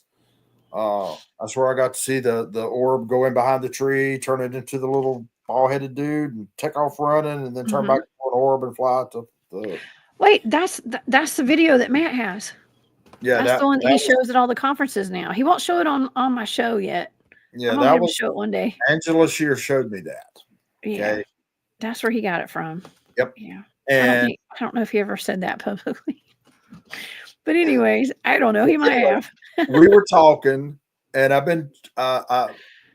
She was telling me we were comparing Bigfoot notes, and at that time, Bigfoot and UFOs were completely opposite. You know, that in my life, Bigfoot was over here and UFOs were over here. They never intermingle. You're with BFRO. She's with MUFON. Those two organizations are notorious for not combining the two. Notorious. Right. So I could imagine that conversation, how that went down. Well, to me, just like West Virginia and the three sticks that were built between us, you know, the stick structure, that stuck with me more than the whole experience of getting the hell scared out of me, right? That stuck with me. My conversation with Angela Shear, the one conversation piece that stuck with me, and she didn't live long enough for me to clarify when, where, and the hows. I just remember bits and pieces of our conversation, but she investigated and had evidence of a UFO flap, and I can't remember what state. I think it was Ohio, of these craft that were landing, and Bigfoot type creatures with red glowing eyes were seen, witnessed by police officers, multiple people coming out of the craft, and they looked like Bigfoot with red glowing eyes. Whoa. And I'm like, that's exactly what I'm dealing with in a lot of times in Uwharrie. Is this what I'm dealing with? You know, and then we fast forward how many years has it been since she passed? Several. Several. And then all of a sudden I'm in Uwharrie researching Bigfoot, and all this other weird stuff is coming out on top of me. It's like the, you know, O.J. Simpson, the glove fit the hand. You know, If the glove don't quit or don't fit, you must have quit. it's like Yeah. stuff starting to add up that Yeah. I didn't have 15 years ago. You know, all it takes is one little bitty piece of the puzzle, and you see the whole picture. I'm Yeah. putting those pieces together, and it's just by stuff that's happened to me, you know, in just the last few years. A lot of weird stuff. You know, a lot of it. You've seen it. Yeah. A lot of weird stuff that has happened to me, and I have witnessed firsthand. I would never have believed it. Never would have believed it had I not seen it and recorded it and have it, a picture of it that I took. Mm-hmm. You know, it's all starting to come together. We're But connecting the dots, David. That's what I love doing on this channel, is connecting dots. And I know this sounds so wild to a lot of people. Believe it, y'all. This is so great that that you are always connecting dots. That's why I really love researching with you, David, and even bringing you on the show. And Cat Chaser, thank you for that super sticker, by the way. I appreciate your support. We even have World Bigfoot Radio. We got Duke in here tonight too. What's up, Duke? Thank you for being here as well. But connecting these dots. Okay, here's another thing with the red eyes, the red eye glow. People oftentimes say that, and some people are dead set on this. And you might, now that Bigfoots with red glowing eyes could be ET related, right? Let's just say that.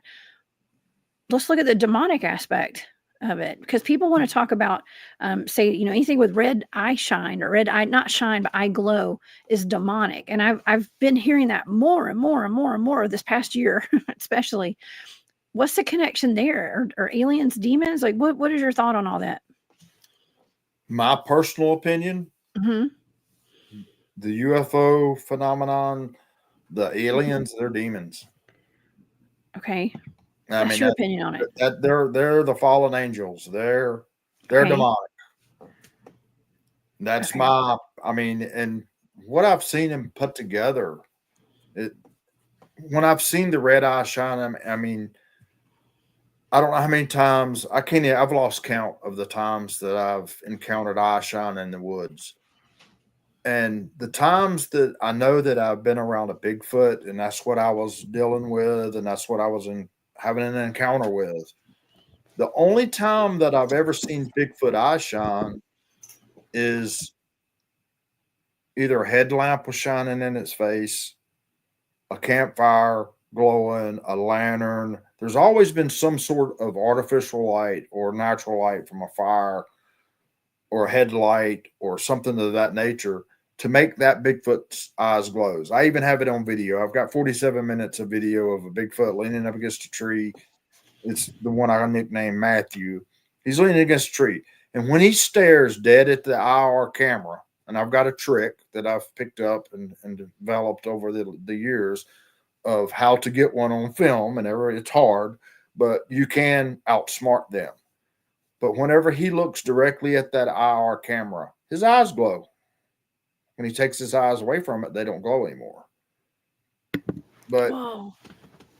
it's always been a kind of a whitish eye shine.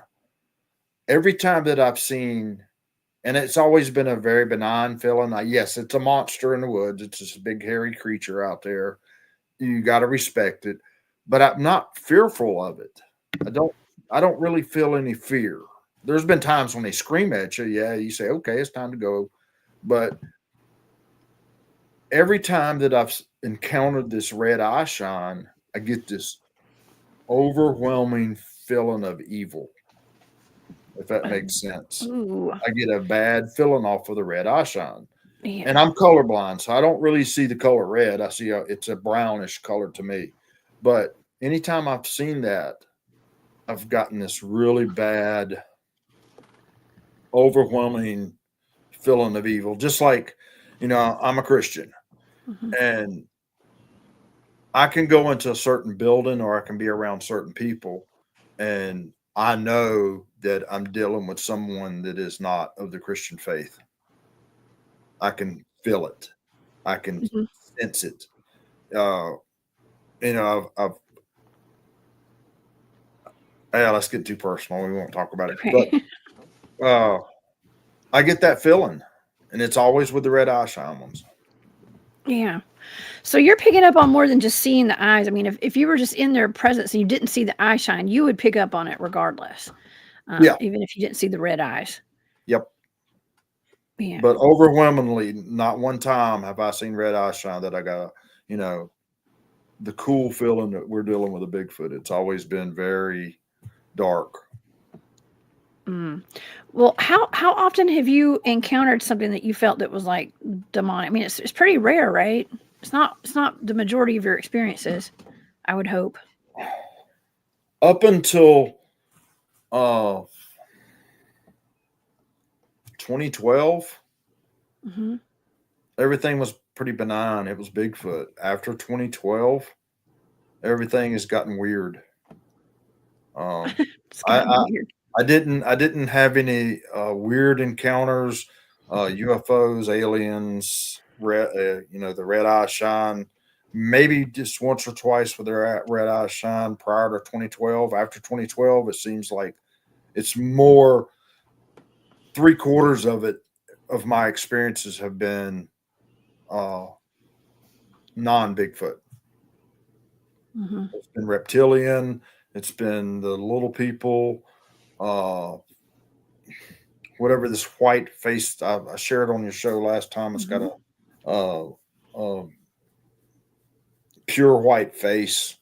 It looked like something with a mask on to me, Yeah, honestly. And I've seen videos of this before where it looked like, I think that actually on the intro of my show that I had on Spaced Out Radio, I think that there was a clip of that video there, and it was some people that had pulled up next to a pasture, I think, in their car, and there was a hay bale, and there were like two creatures peeking out from behind it, and they looked just like what you showed on the show. It looked like it almost like a Bigfoot with a white mask on its face, or some kind yeah. of face paint or something.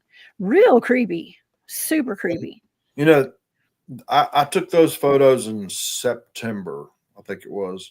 It was the weekend after Hurricane Helene went through North Carolina and destroyed the mountains. It was the Mhm. next weekend. I went to the woods. I just took a day trip, and I actually got that photo and the little alien dude behind the tree. Mhm. Uh, that was broad daylight. They come. I mean, and I had to leave the woods. I got my photos. I took the pictures the best I could. Uh, and I got out of there. I got that bad feeling that I'm dealing with evil Mhm. or deception or, you know, Something corrupt. yeah. And I was by Yeah. myself, and I go to the woods by myself all the time. But Mhm. when these things show up, if had it been a Bigfoot, I know I wouldn't have had that same feeling. I would have probably talked to it. I'd have waved at it and said, "Hey, buddy, here's a pack of crackers. I'm going to leave it for you. When I leave, I'll leave them some crackers or a snack." Right? That's just the way I deal with the ones in Uwharrie. I built up a relationship with them for last 20 years. Right? Even those chickens. Yeah. Right. Yeah. And So I don't condone leaving, gifting all the time, y'all. Be real careful about gifting, right, yeah, David? I mean, that's in the middle of the national forest that I gift. I don't yeah. gift at my house. I have them around the area I live. I don't gift here. No, I don't want to go to the garbage can and come face to face with one. Yeah, Uh, they'll be going through your garbage all the time too. I want to go digging look for through. them somewhere else, not here. Even though I've got them, Yeah. pictures of them here, but in tracks. But I Yeah. try not to interact with them where I live. Yeah. I wouldn't. I would definitely be careful about doing that for sure. Okay, we actually got some comments in here about the relationship between aliens, Bigfoots, and Dogmen and stuff. And I know that through our team's research and things like that, it's not uncommon for, and these are from some eyewitness reports too, from people that have been on my shows have talked about the relationship between like gray aliens and Bigfoots too. Okay, and it's usually the Bigfoots working for the gray aliens. Okay, like the aliens are like the top of the food chain, even though they're little and stuff. I don't know. What do you think about that? With maybe it's some kind of mind control or something that because Bigfoots are way bigger than them. You'd think that Well, they'd be controlling the aliens. does it go back to what Angela Shear told me with the sighting that she had reports of Bigfoot type creatures exiting craft? Are people seeing that creature associated along with the grays? Oh man, so Do they're you know all what I'm saying? ETs. So there's you got your flesh and blood Bigfoot that's benign, that you campfire buddies Bigfoot, right? Yeah. And then you have this other thing that's similar, very similar. They look very similar. If you looked at it from a distance, it's a Bigfoot. But if you've seen it come out of a craft, then it's an alien Bigfoot, right? Yeah. So I guess. are people seeing craft associated with these Bigfoot and alien? If not, then I think, yes, the aliens could be using a Bigfoot type creature with the red eye shine as the heavy lifters, the slave race that they're using, just like we use, horses and mules and stuff to do heavy lifting and heavy work. Are they doing the same thing with the Bigfoot type creature to do their heavy lifting? Okay. Well, the first time I ever had any kind of Bigfoot activity, first time I ever went Bigfooting with ERG was when we had UFOs flying like low. We had a low flying UFO over. It was JT and I actually. Okay, and we that was the same night we had it like an orb floating over us. Ended up being like a little train, like a craft. And when the team got out there and JT and I were hiding in the wood line, okay, we were hiding, trying to hopefully a Bigfoot was going to come step on us and zap us. That was what the plan was. But we sat out there for a long time, and the group came out there and made a bunch of noise and stuff in the middle of this field. And they were seeing red lights in the tree line right beside us where we were sitting. They didn't know where we were. We were hiding. And they thought it was us. But it was about 10 feet from where we were sitting. Both of us. So we did have Bigfoot activity out there the night before. We had Bigfoot. That was the night that something invisible ran up behind me and knocked my legs out from behind me. It's really odd that now that you're saying that, it's kind of, wow, it's kind of changing my perspective a little bit on what exactly was going on. Maybe they're not all big. What we think is Bigfoot is not Bigfoot. Yeah. And I love how you have an open mind about it. And obviously I have to have an open mind about it too, because it's not what we think it is. And see, I didn't used to be like that. They were two complete separate different things. I believed in both, but they never got mixed together. But as my experience builds and I have more and more encounters, I've got enough of this encounter and I've got enough of that encounter to sit back and what's the similarities and what are the differences. And I can now kind of draw a line and say this is Bigfoot and this over here on the right is this other. We think it's Bigfoot, and all along I thought it was Bigfoot.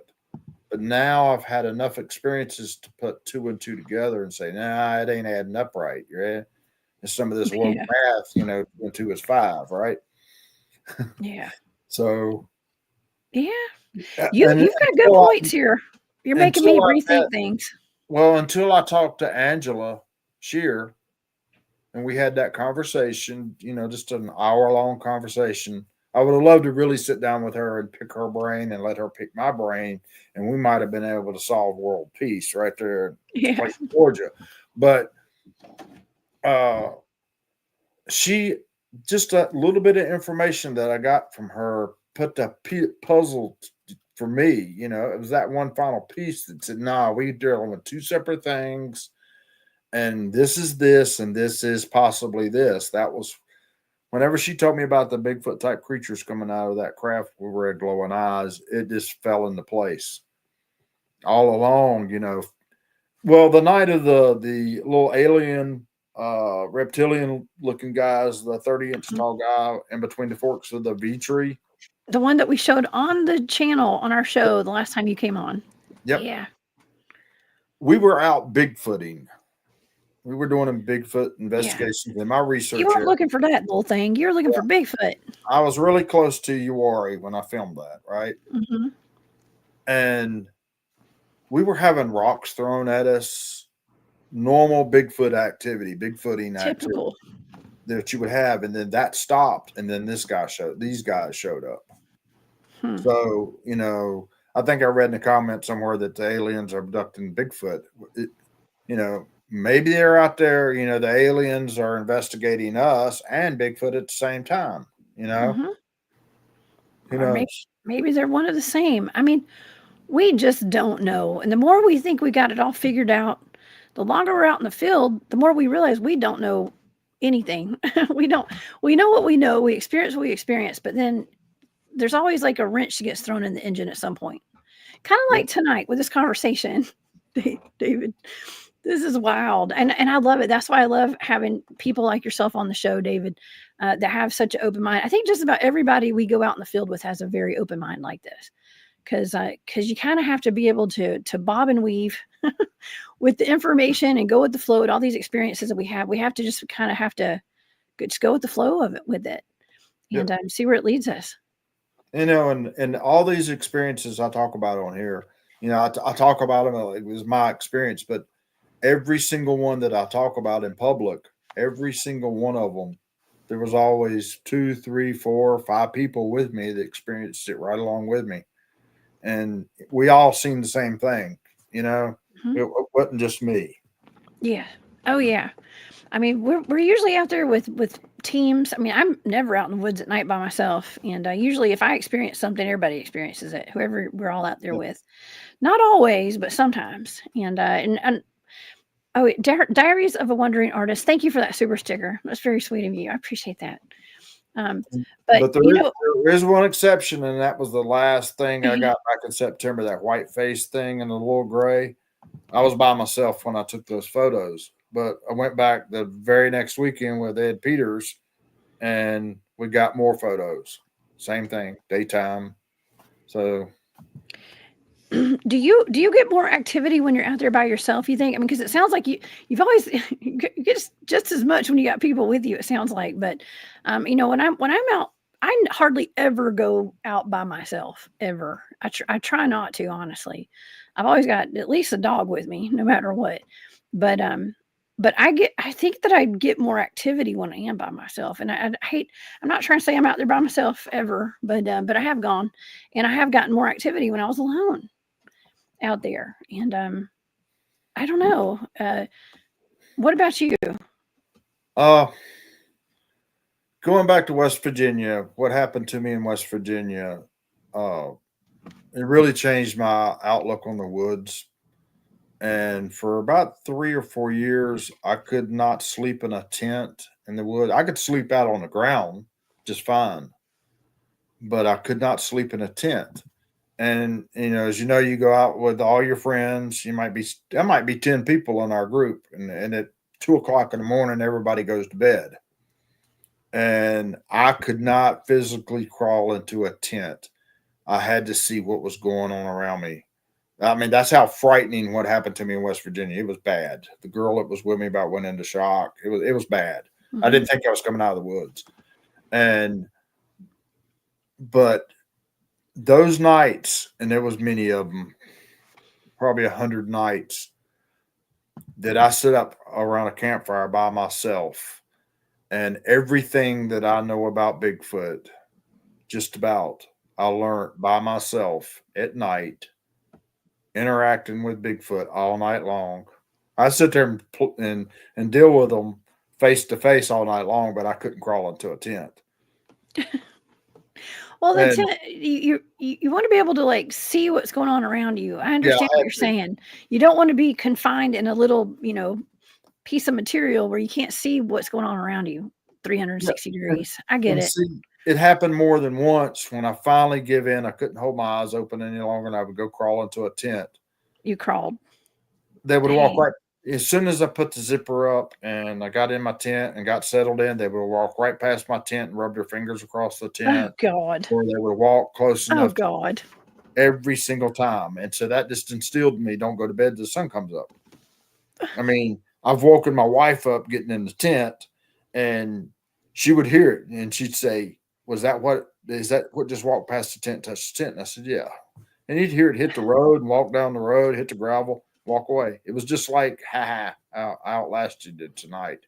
Next They'll week, we'll do always it again. they'll always outlast us, David. They're the ones that own the night, remember? But They will. Oh man, it was just waiting for you to do that. It it was was, waiting for you to do that. and I built this relationship with these squatches in Uwharrie to the point I could tell you what they were going to do next because I'd spent so many nights with them. Everybody else went to bed, and the next morning I'd tell everybody what happened, and you know, and then the next night they would try to stay up longer, and they would get all the experiences. After they throw so many rocks at you, the first couple times is exciting, but after the 100th rock that's been thrown at you, it kind of gets old, right? But to me, every rock meant something. Every rock that was thrown in there, every sound that was made. I picked up on how they coordinate with each other.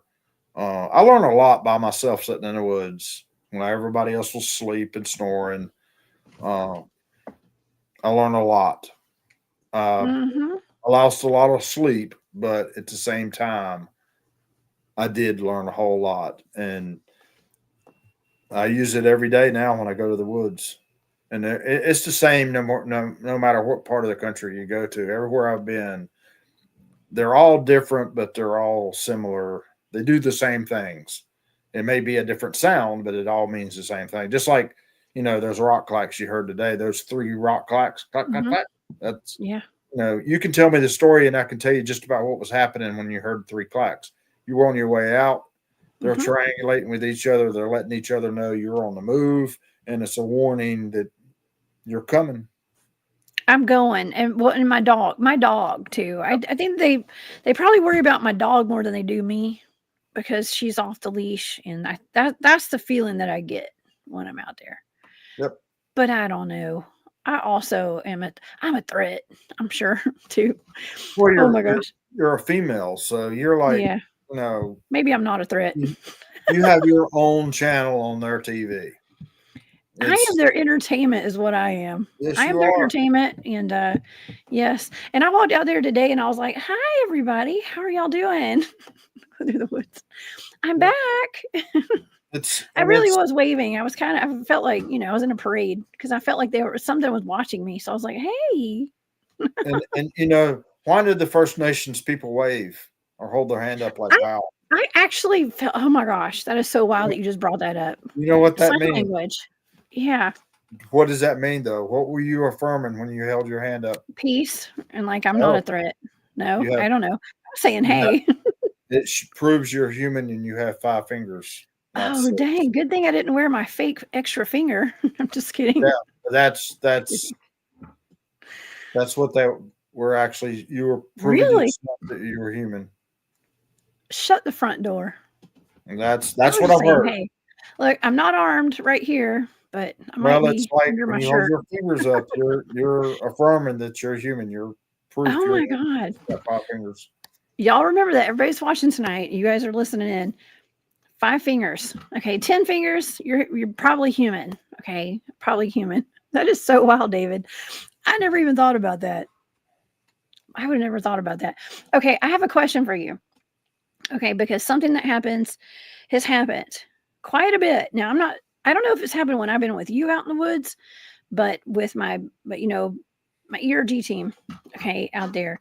And there have been times where things have been going nuts, haywire. Like there's things screaming at us at our camp. And it's not, the last thing we should do is go to bed, go to sleep. Everybody turn into their tents for the night. But right after this happens, within the hour, we all turn in for the night and go to sleep. And it's almost like we have been lulled, I guess is the word, to sleep. Like it's almost, I'm not going to say it was like hypnotic or anything kind of like mind control going on or whatever, but maybe it is. I don't know.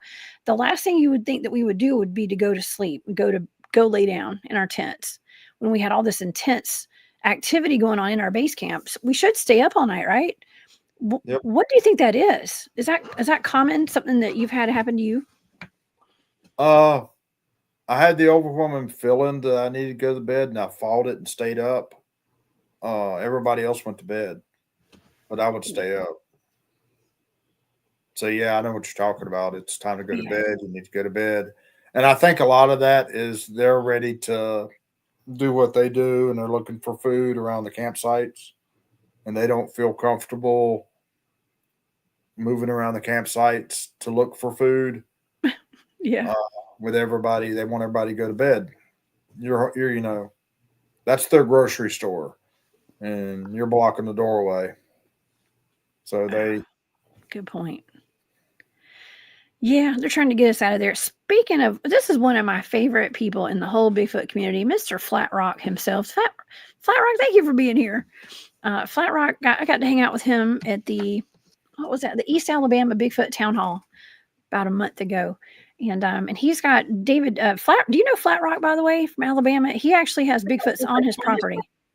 Yeah, I've seen when he's come on the show, I've seen the shows. That's where he was having some problem, Bigfoot.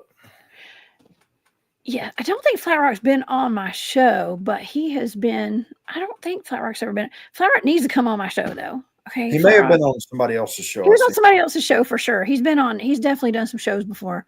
And did he do something with He's Victoria? got problematic ones. Yeah, he's had some that were peeking in his window and bugging his mama and him and his wife. So did he do a show with Victoria? Maybe. Maybe so. Probably so. But he was having trouble with them that they were being aggressive. He had one that was overly aggressive. I think so. Probably so. Yes. Yeah.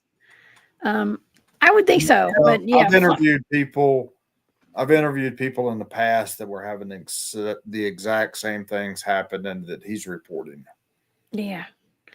Well, this is on his house. I mean, on his property, and I couldn't imagine. I mean, just having something looking in your window every night, that creeps me out. I'm a huge proponent of blinds and curtains, y'all. Definitely. Have you ever had one that has followed you home? Me? Yes, you. No, not a Bigfoot. No.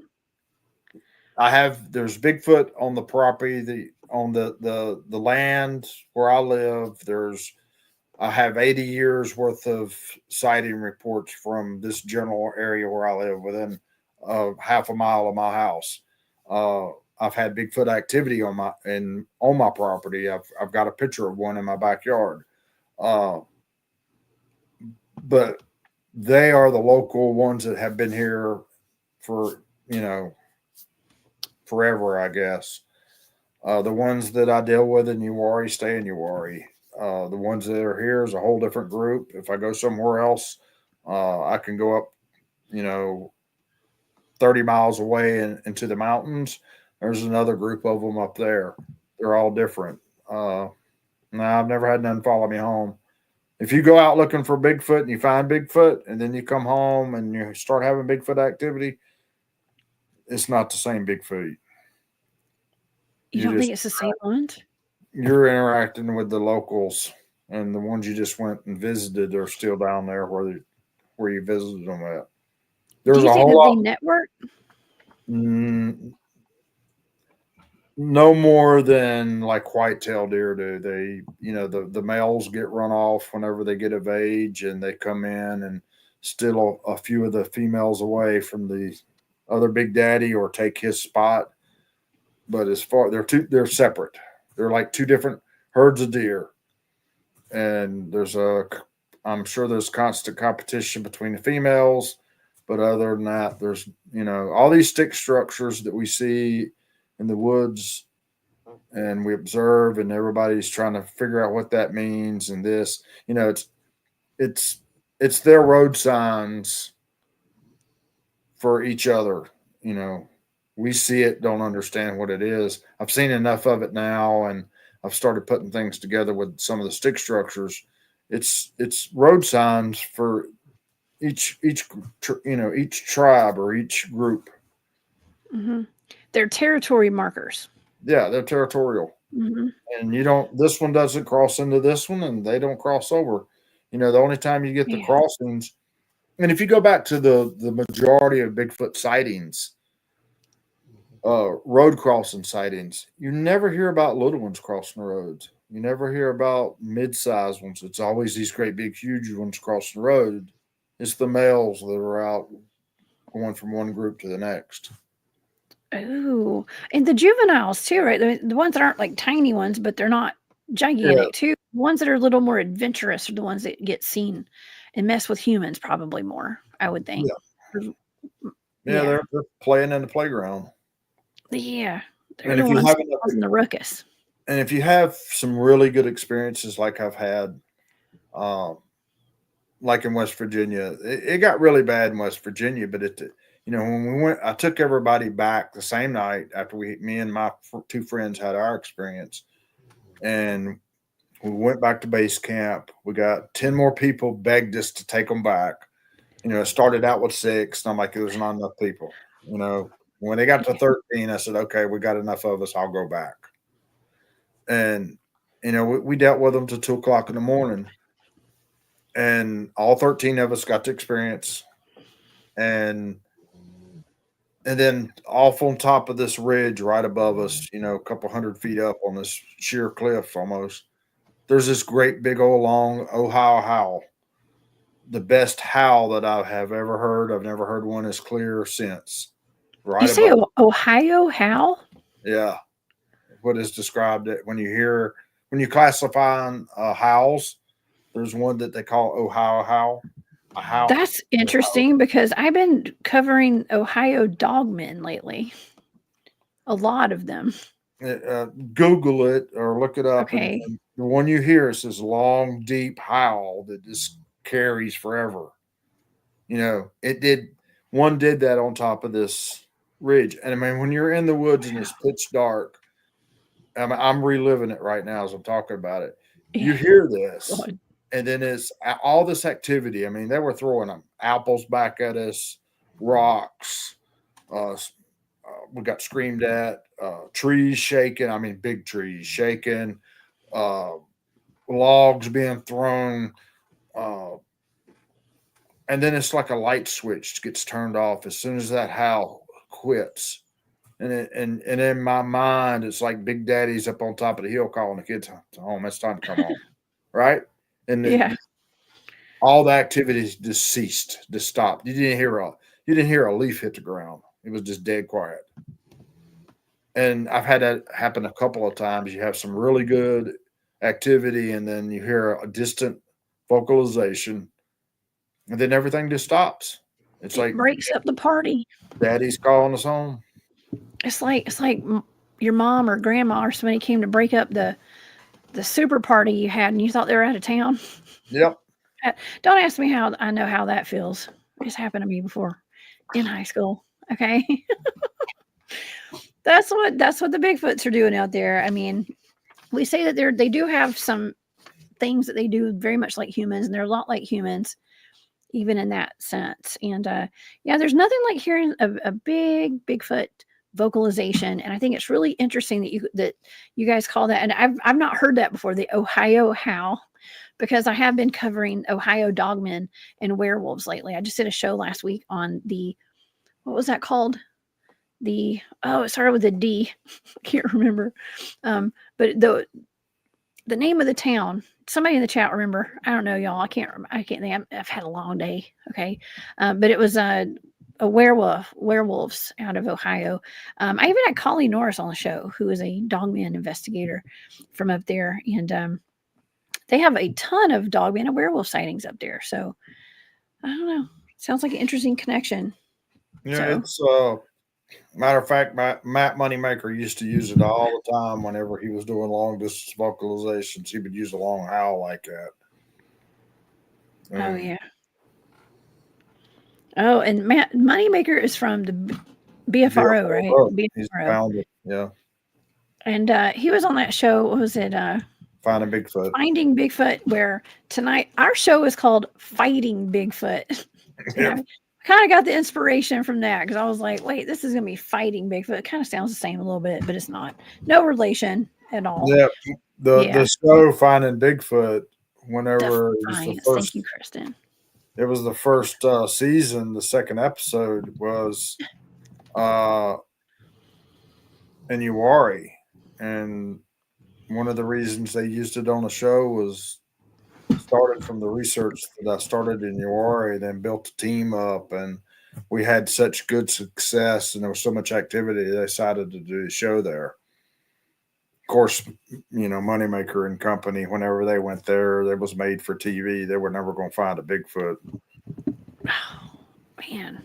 For entertainment purposes only tonight. Okay.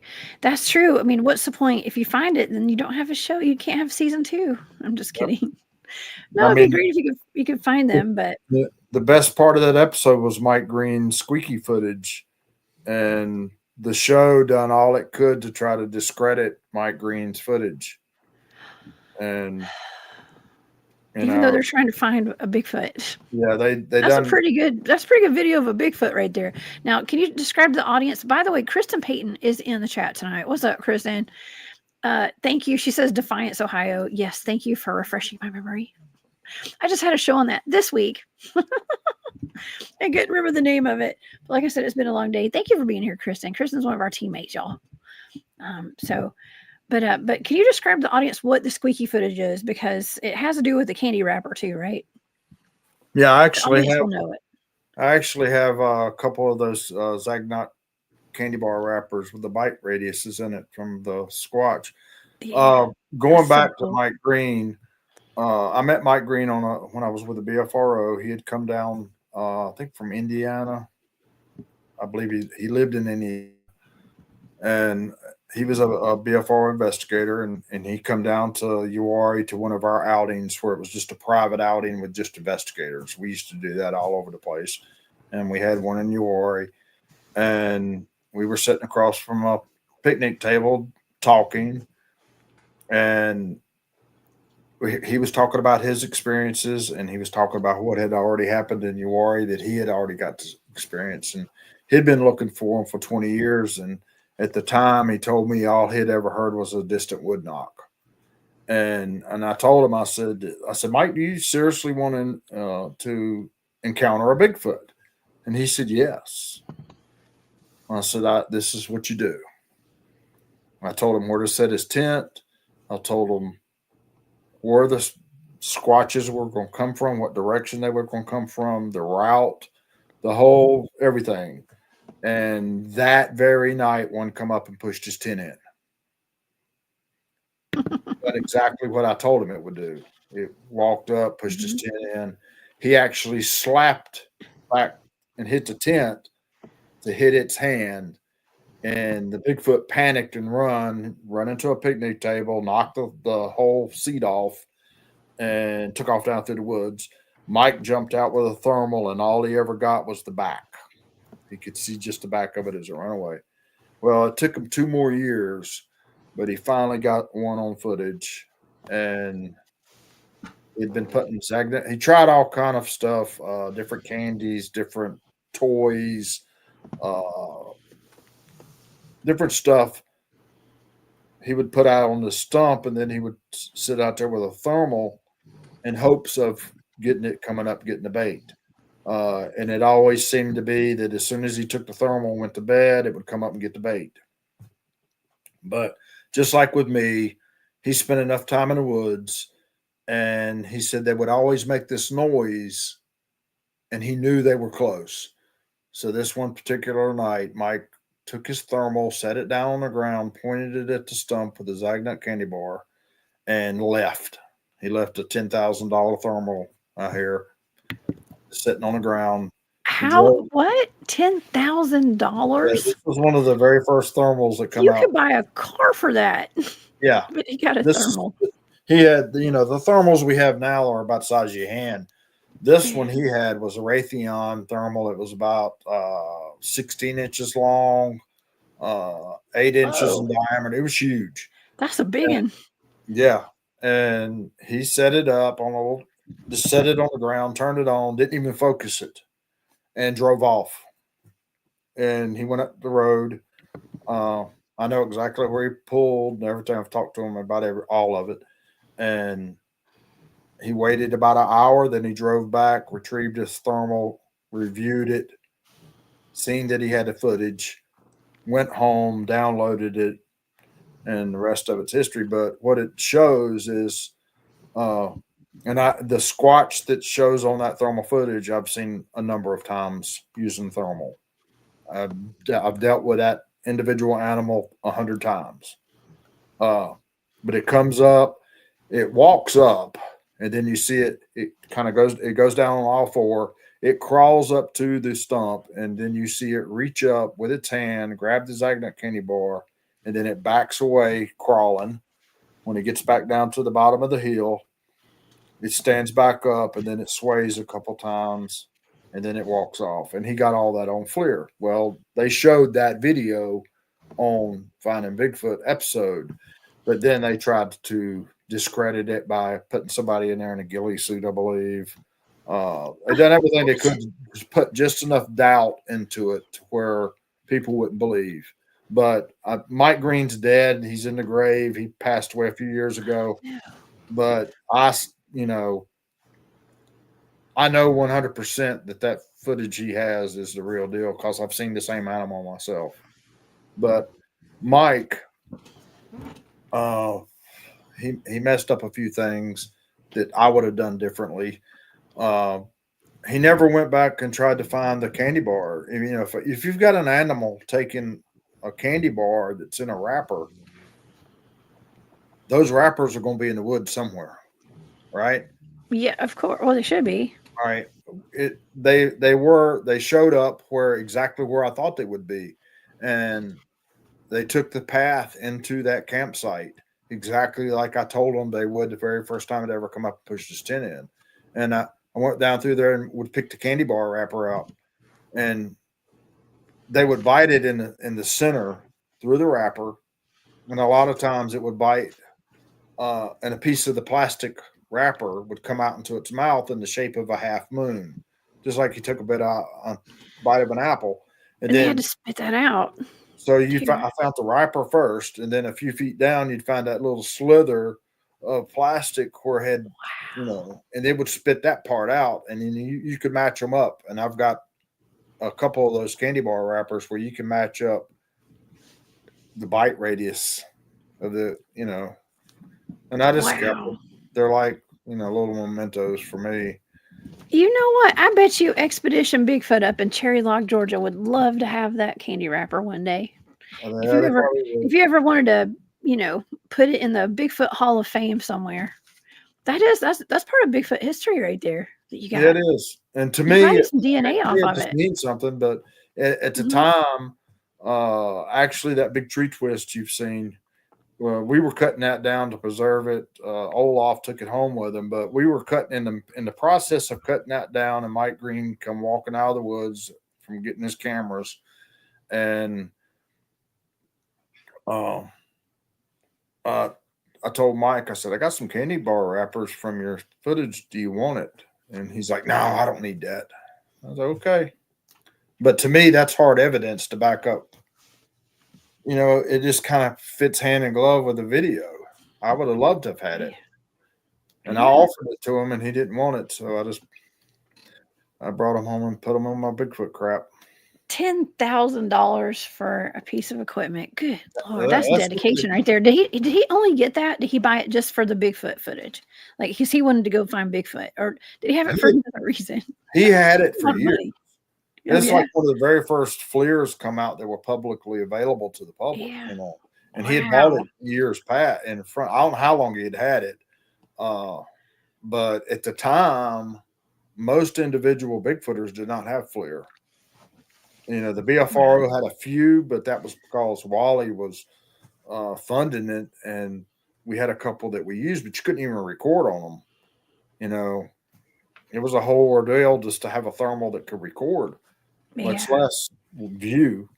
And now they're you can pick one up for $1,500 or less that record. Which to me is still expensive. Okay. Yeah, But it's not $10,000. That's a but lot. yeah, now you can get you can get a thermal now for what a night vision used to cost. Mm-hmm. Night vision used to cost $2,000 or $3,000. Now you can get a really nice thermal for what night vision used to cost back in the day. Yeah, we've got an expensive hobby habit, don't we? Yeah, I've Man, got we do. thousands of dollars tied up in gear. Yeah, it ain't cheap, y'all. And by the way, thank y'all so much for all the donations tonight and the super stickers. Deb D, thank you for gifting that Cryptid Huntress membership. I do have a membership here at the YouTube channel called the Hunt Club if you guys want to join. I put exclusive content out. And apparently we still have Dave Scott here. Thank you for sticking around, Dave Scott. Again, thank you for that super sticker. He says, Jessica looks like one of them Canadians with the red and black plaid shirt on. Yes, I must. I like a lumberjack. I know. I was actually I was wondering if maybe I might change into a werewolf while I was on the show with David Pardue tonight. Okay, so I wore the red just in case I decided to change into a werewolf. Okay, just for you, Dave. Okay, Dave Scott. so thank you, Dave. I appreciate that. Oh my gosh, we have a fun chat tonight, David. This has been a fantastic show. I know it's running kind of long. We went over 2 hours tonight, and you and I could probably talk all night about this stuff. I know we could, but yeah. Oh man, we totally could. We've covered all the bases tonight for what we had planned to talk about, and so much more. And so, man, I mean, David, do you have any final thoughts tonight? And I don't know. What a great show. Y'all need to come to the Georgia conference. I'll be speaking. I'm going to go into detail about my West Virginia trip, my West Virginia experience, a few other experiences I've had, lots of photos of Bigfoot stick structures, tree twist. I even have a little small twist that I've cut down in the past, and I'll have it, and I'll just pass it around the audience. Whoever wants to look at it, hold it, touch it, feel it. So come on down, Man. and I'll go into a whole lot of more detail about stuff that I haven't covered on here. You guys don't want to miss it. And we're also going to have Matthew Delph there as well. And Matthew Delph has that video of the orbs that David was talking about that shoot down. I talk about him on the show like every show, David. I swear. My friend Barry Littleton, he saw the video too when Matthew was at the first conference that all three of us spoke at together. The first conference I ever spoke at up in Helen, Georgia. And Matthew showed us that video. It's the first time I ever met Matt Delph was at that conference. And he showed us that video. And Barry and I talk about it on almost every show we do together. I think it's so important for the disclosure of what's really going on around us. And I think that video is a key element to UFO, not only UFO disclosure, but like aliens and orbs. Okay, and orbs are a big thing. We hadn't even talked about orbs tonight. If you look at that orb that Matthew has that runs, it goes down in behind the tree and then it runs. Look at the body of that and look at the body of the one I just got in Uwharrie in September and tell me it ain't the same creatures. It looks like a gray alien, I guess. The same I mean, that's what we think it is. That one's a video in color. I mean, in night vision. Yeah. Basically. And the one I have is a color photo. That's the only difference in the two. It's the same entities. You know what I'd love to do in a perfect world? I would have you and Matthew Delph on the show, and us showing both of your footage on the show, and doing a comparison of all the videos that you guys have. That would be so fantastic. But a girl can dream, can't she? She I'll can. have I think you'd be down. I just gotta talk Matthew Delph into it. So y'all, if you know Matthew Delph, Kristen, you're here. Thank you, Kristen, for that super sticker. You're so sweet. I appreciate you I'll being have to here. do another conference with somebody with a UFO, and I'll cover all the alien stuff that I have, and it's Okay. All right. Well, I'm going to be there for that. I don't know. Like maybe we can get you and Matthew in the same room doing at a conference, and you guys can do a little compare and contrast with those videos. That would be so great. I'll tell you what. Friday night when we go to the distillery, Georgia Bigfoot. I'll have my laptop with me, and I'll show you my Bigfoot alien presentation that's got all of it on there. All right. Well, if you guys want to, if y'all want to see it too, maybe David will show it to a few of us there. Okay. Yeah. So y'all come to the RM Rose Distillery the night before the Georgia Bigfoot Conference in Mount Airy, Georgia. Okay. If y'all can find it, if you can find it on a map, it's in the middle of almost nowhere. It's right off the interstate, actually. So y'all come and see us over there. It's going to be a great conference, David, and I can't wait to hang out with you guys. And hopefully Kristen will come too. Kristen, I hope you'll be there, and we can get some of our teammates up there for that. I know Keith's coming. Keith said he's coming too. So, it'll yeah. be my first time speaking in Georgia. So, Yeah. Well, I'm not missing that. I'll definitely be there for that. So, yeah, I can't wait, David. It's going to be awesome. And you guys too, you can get your tickets. You got to go to georgiabigfootconference.org or .com. I think it's both to get your tickets and stuff. So, or just buy your tickets when you get there too. I think you can do that too. But yeah, I can't wait to see your presentation, David. I know it's going to be fantastic. And that tree twist, I forgot to pull a picture up of that tonight. I didn't have it on my computer. But David, you have the best. That's the best tree twist I have ever seen, and I showed it at my presentation in East Alabama. yeah, I put it in my presentation because it's so good. The thing about that tree twist, it all ties back into the Mike Green footage. There's a whole story just off of that tree twist that's very, very, very seldom been told, that people don't know, that It's how many times is that thing twisted around? You've told me before how many you think it is. It's a lot. It's a big tree. It's like 12 or 13 times. It's a 6-inch poplar tree, and it's the splinters actually measure from one end of the twist. If you go out to the next splinter at the end, is 6 foot wide. That's how far the splinters come out. 3 foot on each side, so it's 6 foot across. And it wasn't a human that did it. No, there's the ground wasn't even disturbed. It was, whatever I done, it had a lot of strength and very minimal ground contact. So if I'd have tried to do it, I'd have dug the ground up trying to spin it around. I mean, I don't even think a piece of machinery would have done it. Yeah, I mean, the only thing that would even come close would be an auger off of a tractor, but then you would see evidence of the tree itself damaged from the steel of an auger or something. The only thing that was damaged was the twist itself. The end of the tree, which we cut it off, it was undamaged. It was just spun around and around and around and around. It was wild. And you would have seen the marks on the ground where the equipment had been sitting and it had been taken in. The only thing, the only damage that was there was the forestry department cut a pine tree down and actually landed on a looking glass structure that had been there for about 2 years. I'll show a picture of that at the Georgia conference.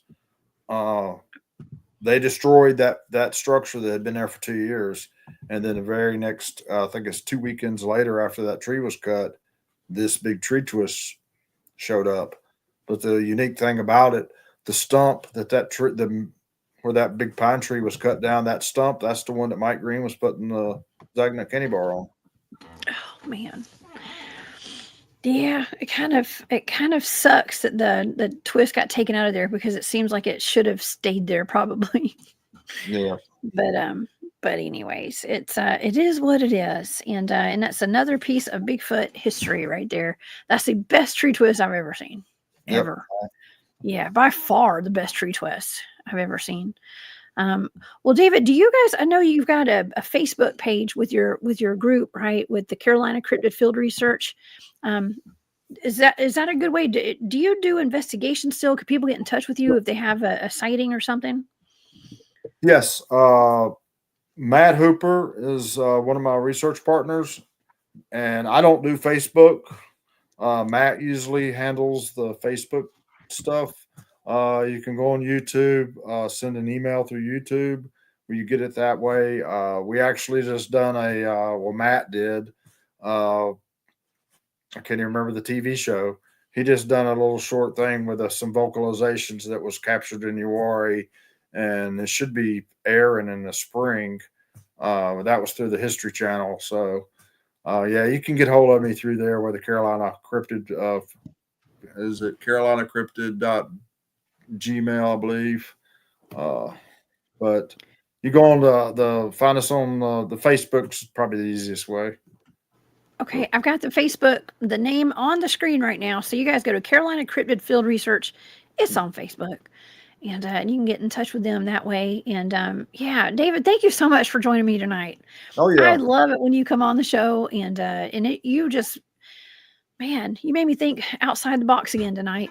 Okay, so I know I've got a lot to marinate on. I know our audience has a lot to marinate on tonight, and I can't wait to see you in Georgia in about 3 weeks. yep. I'll see you here. All righty. Awesome. Okay. Well, thank you, David. Thank you guys so much for being here tonight. I want to thank my audience for being here. Everybody that's been in the chat, you guys just make the show a million times better just from all the comments and stuff. I mean, we have a great show, okay, but the comments in the chat are just off the chain every single night. We just in day we have such a great time, and we had a huge outpouring of support tonight from all the people who gave super stickers. And let me go through the list real quick. Kristen and Dave Scott and Deb D, and let's see. There's a lot. Firewater by Design. Thank you so much. And Diaries of a Wandering Artist. Cat Chaser, Firewater by Design. Thank you for giving that membership out tonight. Dave Scott again. Jennifer Patterson. Larry Sharp. Thank you for gifting that membership. Maureen and Gus. Kent. Caleb Jade. Firewater by Design. Thank you all so much. It has been very sweet of all you guys to support my channel and all the work we're doing over here. So I want to thank you guys so much. If you guys would like to come back and see me on Monday, I will be back here at 1 p.m. with Erin Elizabeth. She is the great grandniece of Admiral Byrd. Okay, and she has experience with Saint Germain, the immortal Saint Germain as well. And we're going to be talking about bloodlines, maybe some Shaluminati stuff. It's going to be really good, y'all. It's going to be definitely an outside of the box kind of show for sure. So y'all come back and see me. I can't wait to talk about the Admiral Byrd stuff too. So David, thank you again for being here. Please stay safe out there. I know you're always safe, and you ain't got nothing to worry about. But Hope not. nonetheless, yeah, you ain't got nothing to worry about. I think that those Bigfoots out there love you, and they're not going to let anything happen to you out there. I already know it. Even if there's Dogman in the area, you're safe. Not, well, I don't worry about the ones in Uwharrie. They got my back. They got your back. Even the little people got your back. Everybody's got your back out there. They're always around me, so They are. They are awesome. Okay, well, David, have a great night. I will see you guys on Monday. Thanks for sticking around. And you guys, please stay safe out there. Do not live in fear. I know what David and I were talking about tonight can sound a little scary to the everyday normal people, but we're not normal here on this channel, y'all. In the audience, everybody, we're not all normal. Okay, but don't live in fear. Okay, and enjoy yourselves. Get out in the woods as much as you can, and go recharge your batteries, just like I did today. It makes a huge difference. All right. Well, I love you guys. Have a great night, and I'll see y'all Monday. See y'all.